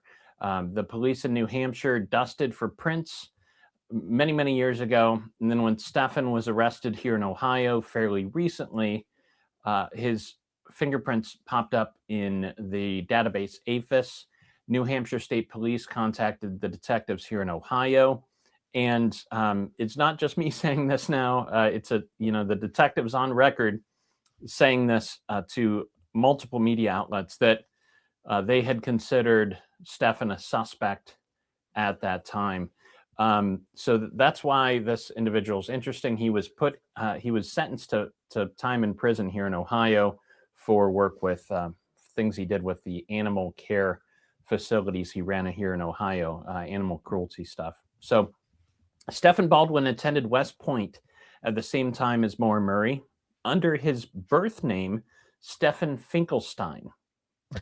According to Stephen, while he was a cadet, he was in a relationship with Maura Murray for some time and acted as her student representative in front of a judicial review board at West Point when she got in trouble there. So, okay, first of all, he grew up with the name Finkelstein as his last name.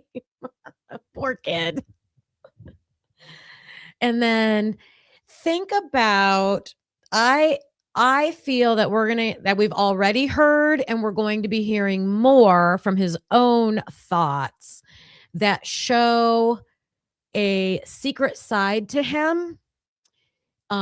He's going to explain in his own words that he wrote in his autobiography about these internal feelings. I feel he is a person who probably has that charming, outgoing personality, but also likes control.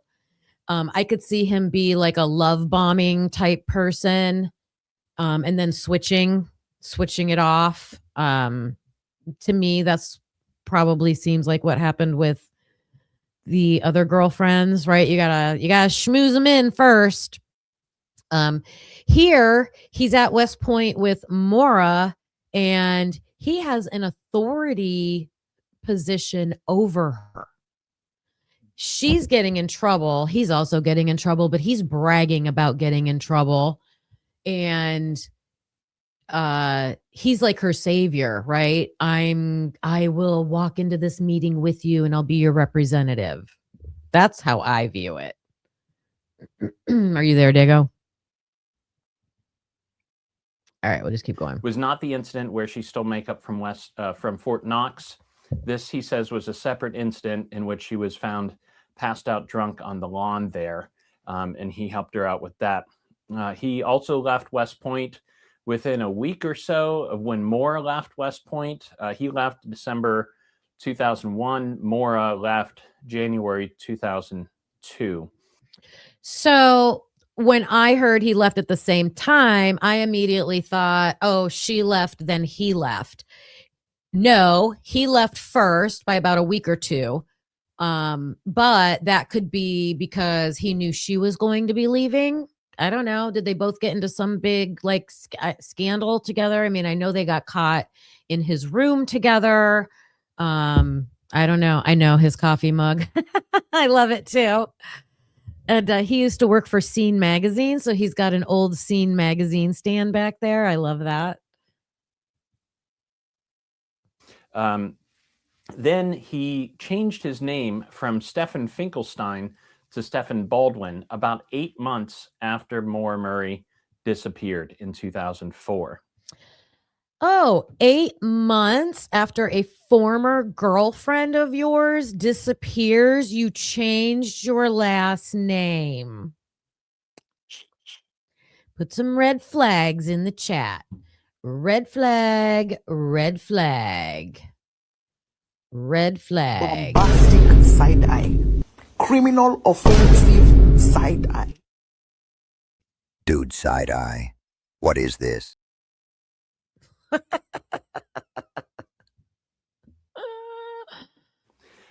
Stephen is semi-famous in the dog rescue world here in Ohio. He ran his own rescue here for many years until the dogs started going missing. A lengthy investigation began.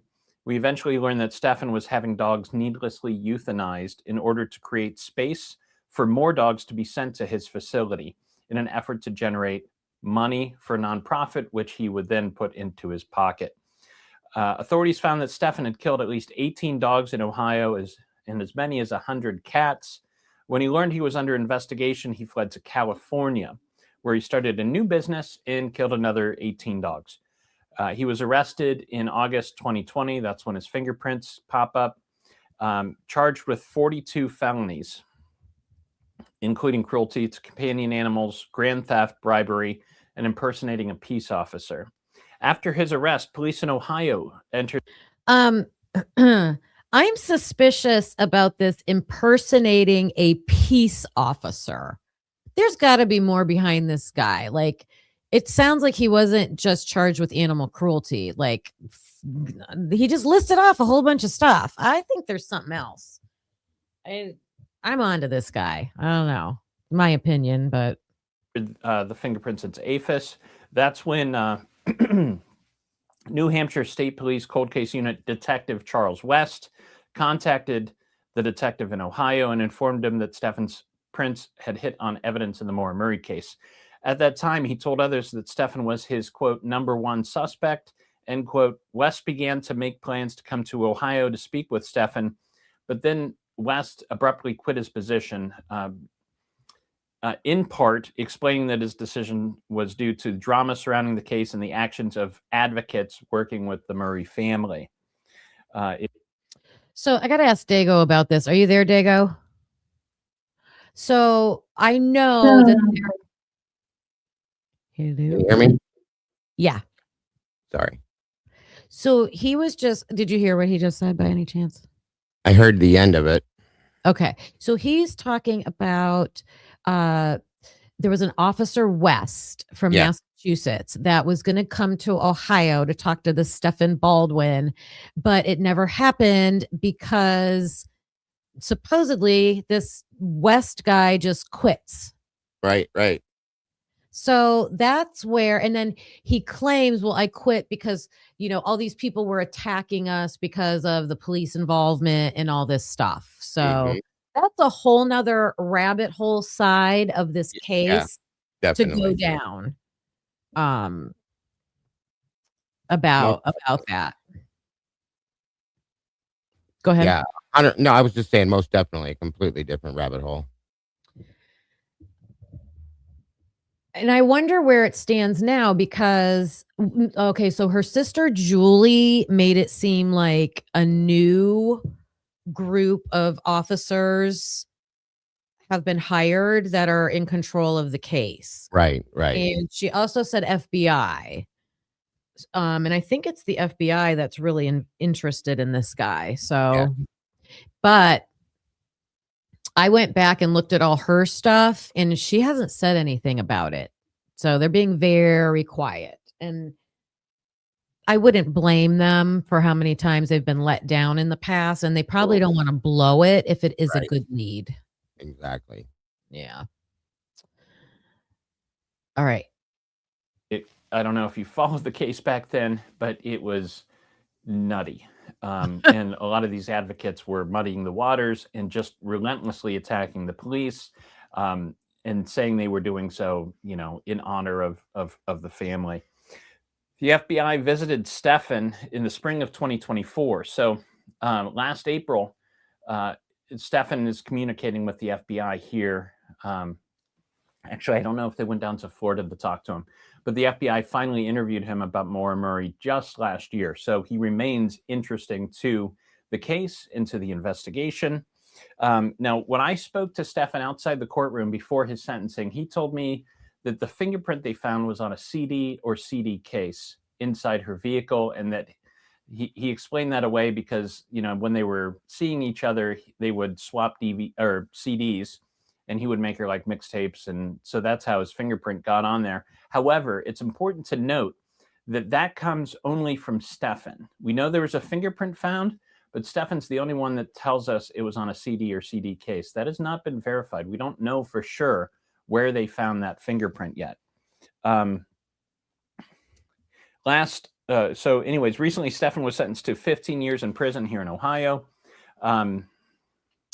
After posting my initial podcast update about the fingerprint match, I was contacted by a former girlfriend of Stefan's who went into great detail about his abusive behavior.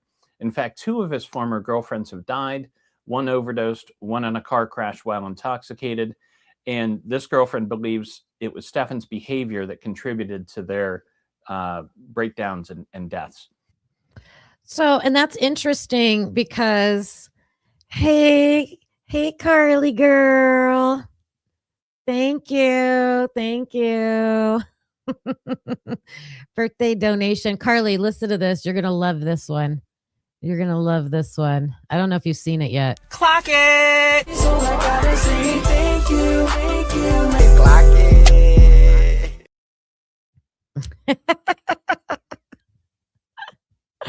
I laugh every time on that thing. Thank you. Thanks, Carly. Have fun today. I was in thought. I was in the middle of saying something.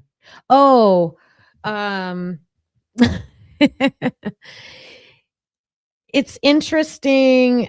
Well, it's suspicious that those girls, these women died under alcohol and drugs. So like, I think they were implying he drove them to that, right? Like they were so miserable, but I'm wondering, could it be even worse than that?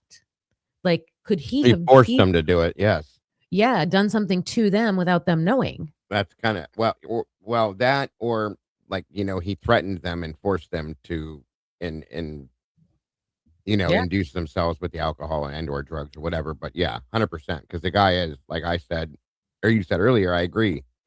There seems to be control issues with this guy, truly. I think you could these are just me speculating and, thinking out loud. But if you took the characteristics of what it takes to become a SK, he's definitely got them. Yeah, right. I think he's got mommy issues because he describes her as overprotective. Uh-huh. Mm-hmm. And if you can do what he did to animals, you can do that to a human being too. I'm sorry. That's another one. Harming animals. Mom issues. Yeah. He's got quite a few of the characteristics. Trauma in your life. Wonder if he was a bedwetter or if he had a head injury as a child. Would be. What are the other? You guys help me in the chat. What are the other red flags? We hit a lot of them. Anger issues. Yeah. Anyway, definitely he has that. Definitely. She's laughing at me. The detective agrees with that too. Stefan's mother, Barbara Baldwin, is currently missing, though it's unclear if any family member actually filed an official report. They were kind of estranged, but she is not, nobody's seen her since like 2007. Stefan claims that he's never been to UMass or the state of New Hampshire. In fact, he said he was never north of Connecticut. But after obtaining his Facebook messages through these public records requests, I found messages referencing a trip he took to Boston, which is certainly north of Connecticut, and a statement about how he wanted to live in New Hampshire, which I think is an odd thing to say if you've never been there. Yep. Ding, ding, ding. Red flags, red flags. Nothing but red flags with this guy. Oh my goodness, that is crazy. Yep. Boston's in Massachusetts. Hello. It's And right there. Literally, it's right there. Yeah. Maura left West Point. I don't know where West Point's at. Is it near New York? Is it in New York? New York. Yeah. Okay. Because they talked about they would sneak off campus at West Point and go into New York and go to raves and stuff. Right. So Maura went to University of Massachusetts, right, for nursing. So that's where she went to. So then him showing up in Massachusetts is interesting. And then I like the way Renner explains this part about wanting to live in New Hampshire. Sure. Right. You could argue, yeah, one day I want to live in Fiji or like Hawaii. I've never been to those places. Sounds nice. New Hampshire's a little different. I don't know. It makes more sense if you've seen it yourself and have been there. Since I broke the news, several other media outlets, including the Columbus Dispatch and the Daily Mail, have written articles about how Stefan's fingerprints were found in her car. However, so far, the New Hampshire State Police have not responded to the reporters' requests for comment. Maura Murray's family has also not commented on the matter. They've been completely silent about it. We don't know a lot yet about Stefan. We don't know where he was in February 2004. The detective who investigated Stefan said there's a black hole of information from 2001 to about 2006. Stefan was reportedly living in California at the time, though he did have a habit, according to previous girlfriends, of taking off on long car rides across the country alone. On these trips, he would tell his girlfriends that they shouldn't try to contact him. I've not been able to place him in New Hampshire, like I said, though he does talk in some of these messages about connecting with a dog shelter in that state, about some work. Today, as I said, I received more documents, including this autobiography that Stefan started writing about 2011. The writing is surprisingly good. This is a publishable. Okay. So I'm just going to play a little clip and end the video, and we can talk a little bit. But we're going to listen to Stefan's own words talking about himself in this autobiography. And like James Renner was just saying, he talks about all of his life. There's a little part about Maura in there, just a tiny little part. Right. But this is about like his mind and stuff. All right, what time? 15. Oh, I almost got right on it. Right. Do that. Goes into detail about describing how he acts in the world and how he feels on the inside. And I think this gives a very interesting insight into what's really going on with Stefan Baldwin. Whether or not, we don't know. We don't know what happened. We know the FBI is interested in him. We know New Hampshire State Police. We know his fingerprints are in his car, even though he gives an excuse for that. Maybe it's nothing more than that. To me, it's still interesting for a number of reasons. One, this is definitely a guy with some violent tendencies that's connected to this case. Two, I think it in some way establishes a pattern of behavior for Maura herself. She seems drawn to people like this that are slightly dangerous. Stefan Baldwin, her fiance at the time, Bill Rausch, who's since been convicted of assault and was charged with felony sex abuse in DC. I didn't know that. Did you know that? That's insane. Yep. So these are the kinds of guys she liked the bad boys. Yeah. And I mean, it's a thing. Yeah. Bill Rouse was not a good guy either by any means. He was another one of the suspects in my mind at one point. Wasn't he from Texas? I thought his family lived in Texas. I think so. Yeah. And then he ends up in trouble in DC. That's interesting. It was also way early in the case. There was a lot of talk about a coach she had. Wasn't he like Middle Eastern descent? Yes, or yeah. I remember now. and there was rumors like he wasn't a student. He was an adult coach. Yeah. Not too much older than all of them, but even them having an inappropriate. I haven't heard anything about him since. Probably nothing to No. that, but wow. So yeah, she dated some guys that were probably abusive. Yeah, and I excuse me, I Bill was for sure. I actually looked at Bill as being a suspect, possibly like maybe being with her that day in the car, following her. Maybe she was like getting away from Bill or something like that, and something bad went down on that road. Until Baldwin shows up, and I'm like, well, shit. You know what I mean? I mean, they're both hand in hand bad people, him and both of them guys. So it makes you wonder who else Maura may have been involved with that could have been the same type of person, you know? Right. Brooke, which cabins? I think she's talking about the house you were talking about, the A-frame and stuff. Oh, the A-frame one? Yeah. I don't think so. Not I that I think that know of. was And I think that they're onto something with Baldwin too, and I think that's why it's been so quiet. Because Julie was never quiet about this, no matter what. She was constantly going at this. I listened to all of her stuff. and and she's then taken kind of a break of TikTok. Yeah, and all of a sudden, when Baldwin comes to the surface on this, it's all shut down, and I think that's because the FBI said, Yeah. If she does post something, it's like memorial stuff. Yeah. Nothing new on the case. And I think she was probably informed, like, listen, we might be onto something here. We need you to keep this quiet so we could do what we got to do. And that's just my thought. Yes. And she also did do a TikTok where a while before this she did when she talked about the new police taking over or whatever, Right. that she had a better relationship with them. They were sharing more with her. And I feel like she built their trust because she wouldn't say things out on social media or say things to the public. So I think she has built that trust with them. Right. Very good point.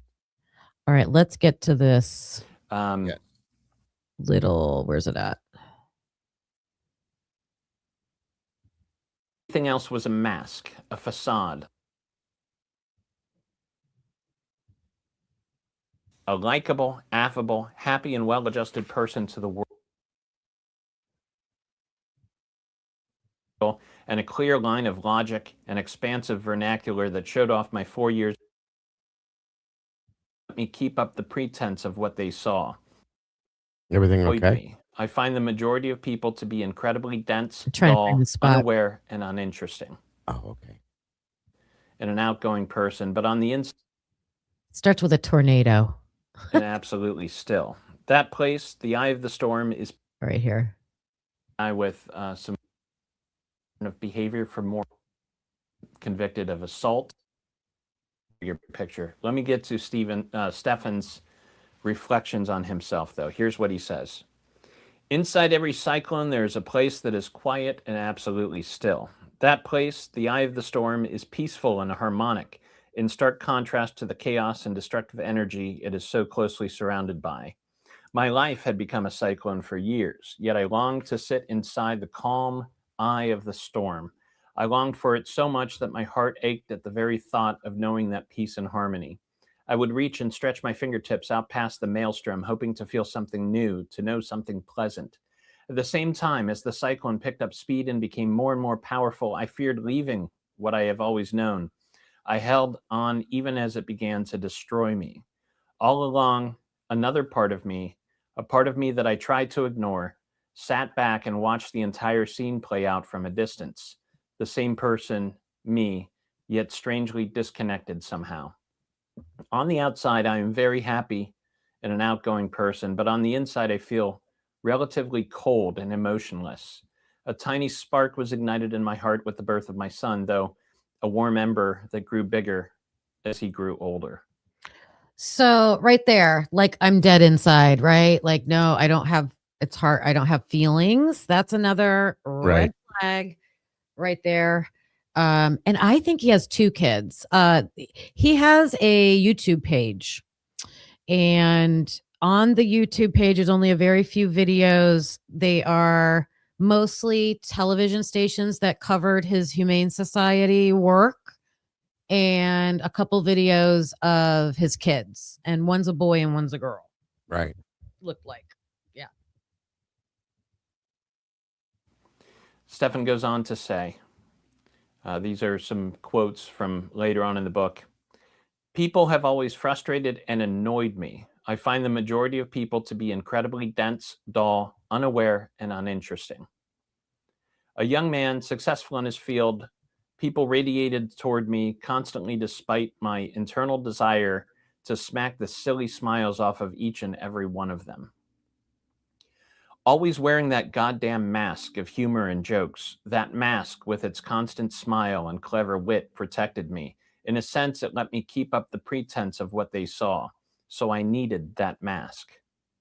The mask would slip off in public once in a while, and for a moment some unlucky sap would see the anger and pain behind my smiles and would be subject to a vicious tongue or email lashing of justified rage that would spew from my mouth or fingers with vitriol and a clear line of logic and expansive vernacular that showed off my 4 years of competitive speech and debate during my less athletic high school years. My mask made me look like a likable, affable, happy, and well-adjusted person to the world. It helped me sit through lunch meetings looking thoroughly interested and engaged, even though the only thing that caught my interest in the slightest was when the coffee was deliciously scalding hot or when the waitress had an equally delicious pair of ass and tits to admire. Everything else was a mask, a facade, a surface version of me. I should have said trigger warning. Listen to what he's saying about himself. Listen. Can you hear me? Yeah. If this guy's not a serial killer, then I'm Tupac. I'm just telling you. I know. The way he's writing about himself in general, I mean, he's got every damn marker, Kim. I know. It's all there. It's all there. I was blown away listening to this. And I just heard it like past couple days. Hey, Lori, thank you. This is new. I've never heard this, but like I said, if he's not a serial killer, then I'm insane because that's exactly what I'm hearing. Yeah, he's got dark internal thoughts. Yep. He knows he's wearing a mask. And yeah, oh my goodness. Mm-hmm. The storefront display put your best face forward version of me. Behind the mask, it was just pressure and pain, anger and apathy, resentment and restlessness. I would make an appearance at work, tell the staff I had an off-site meeting and obligations, and would go home and smoke pot while I watched old sci-fi. Okay. I don't know if I'm going to play this part. So he would lie at his work. He would go home and just say, do things to pleasure himself. We'll leave it at that. I didn't want to play that part. My off button. I have to live in my head, angry at myself for my recent lack of ability to control my off button. I have to live in my head with the demons that have. So what does that seem like? It seems like obsessive behaviors, urges that he can't control. I mean, look at all of these things. Chased me and tormented me since childhood. A little peek. All right. That was a big peek. Big peek into what I am going, what I say has to be the biggest person of interest, if not a suspect, for Maura Murray. Are you muted? Oh.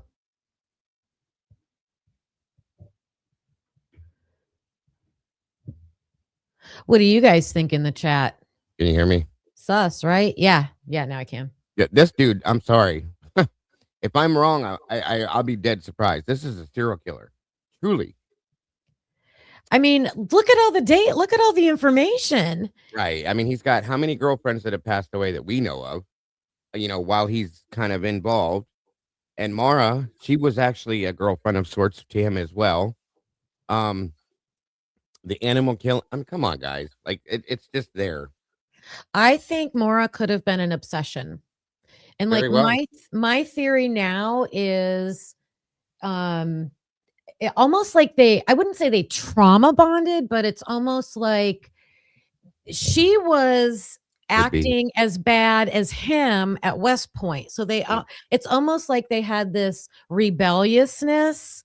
And I think his was at the system. Hers might have been more like the stress, and this isn't where I want to be, and this is what I want my future. But whatever it is, something connected those two, and he probably took it. She probably left it like, okay, it's over. I'm leaving. I'm going somewhere else.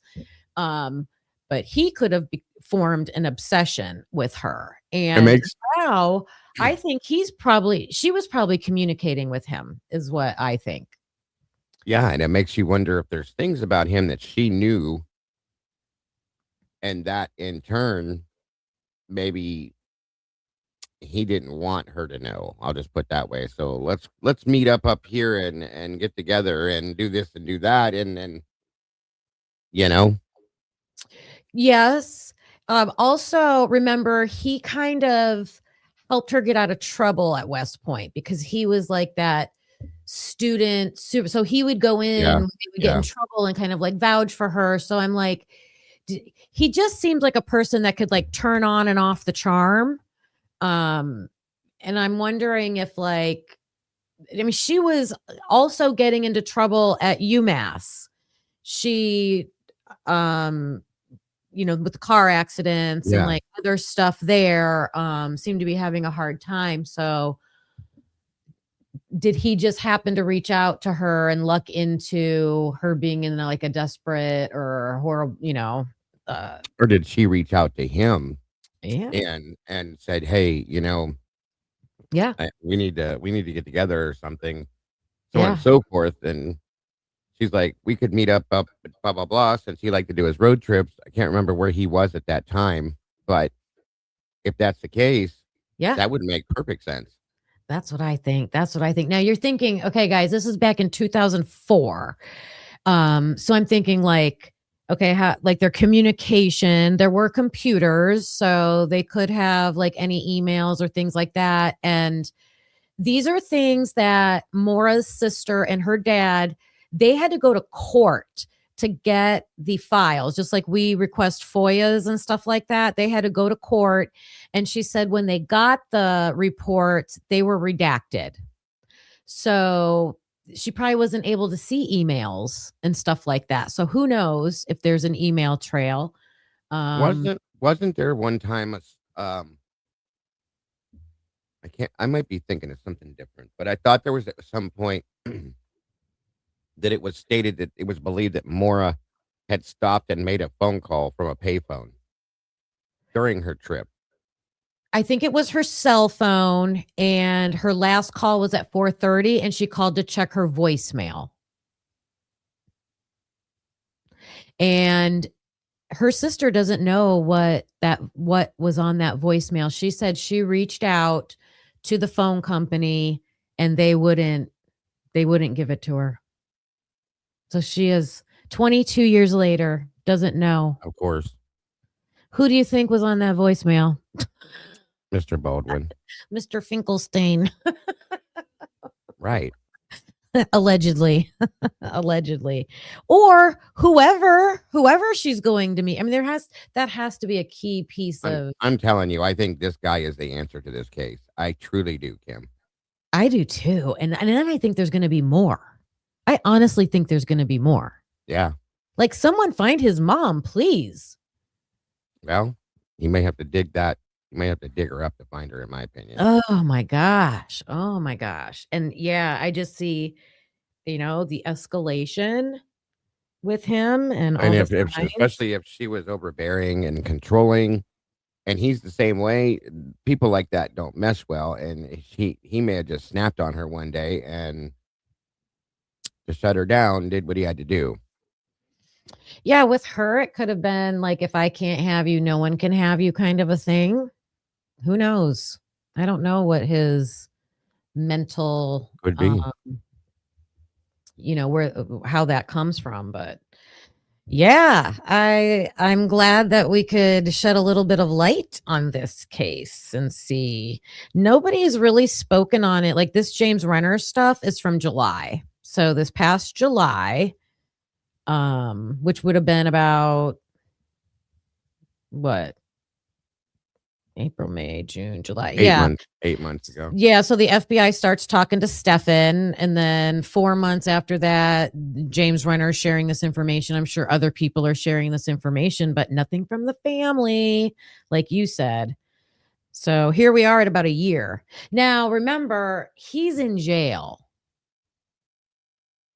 Stefan Baldwin. Right. He's in jail for 15 years, and I don't know when he was sentenced. So I don't know how much. I thought it was 24, wasn't it? Oh, maybe. So he's going to be in there for 15 years, which gives them easy access to him. Right. But I just hope they can go back in time and find. I think I find the link. Yeah, because I think he's the answer, honestly. I do too. So we'll keep our eye on that. Good old Stefan. Lucy, I'm going to go check out JJ's stuff. I didn't know he was in communication with him. That's crazy. JJ's really like big time into this case. Awesome. I am too.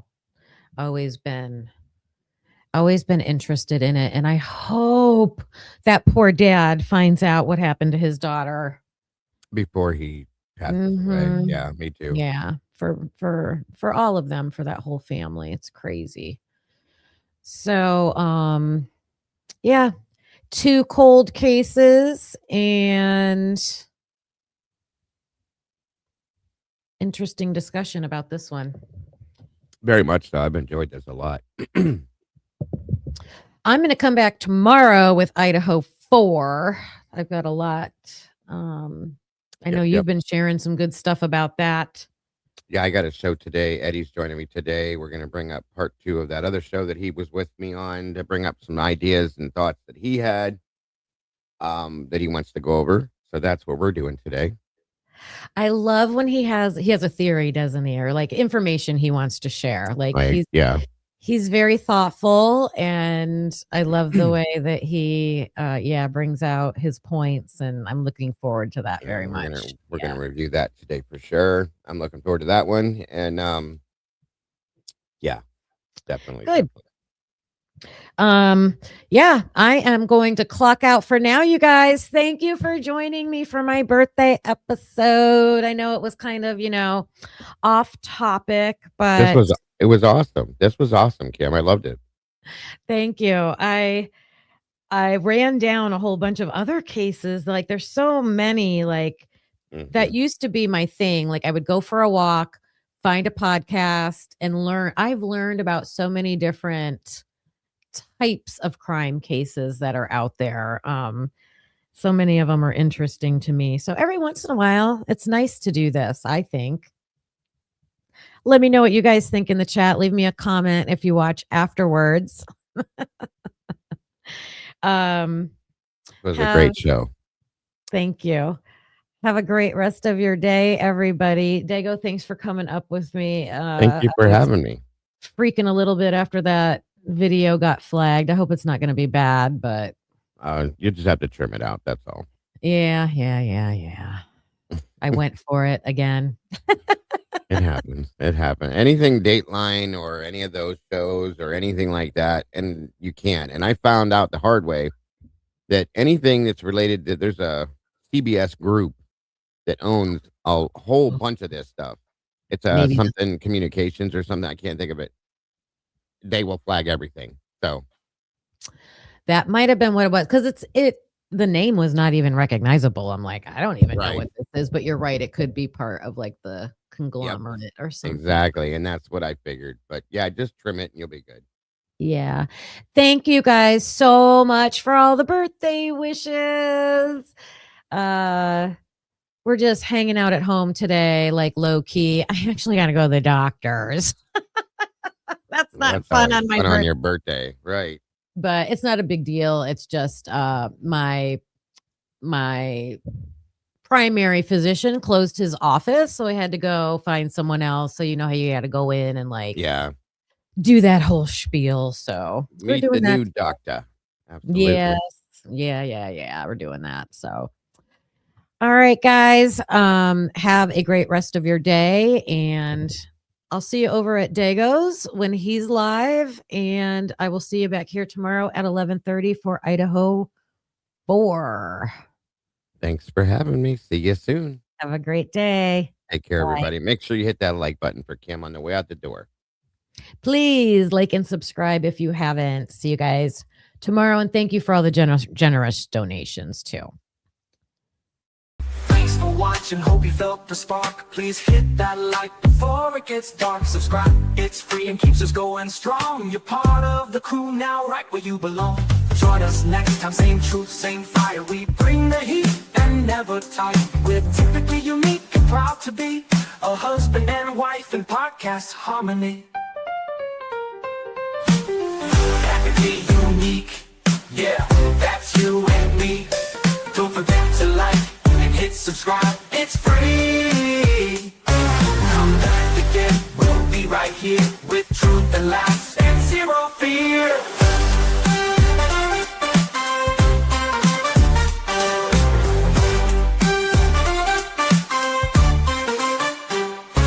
We don't always agree, but that's the show. One love, two minds, letting it flow. We dig deep with crack jokes, we call it like we see. If that's your vibe, you belong here with me. We don't always agree, but that's the show. One love, two minds, letting it flow. We dig deep with crack jokes, we call it like we see.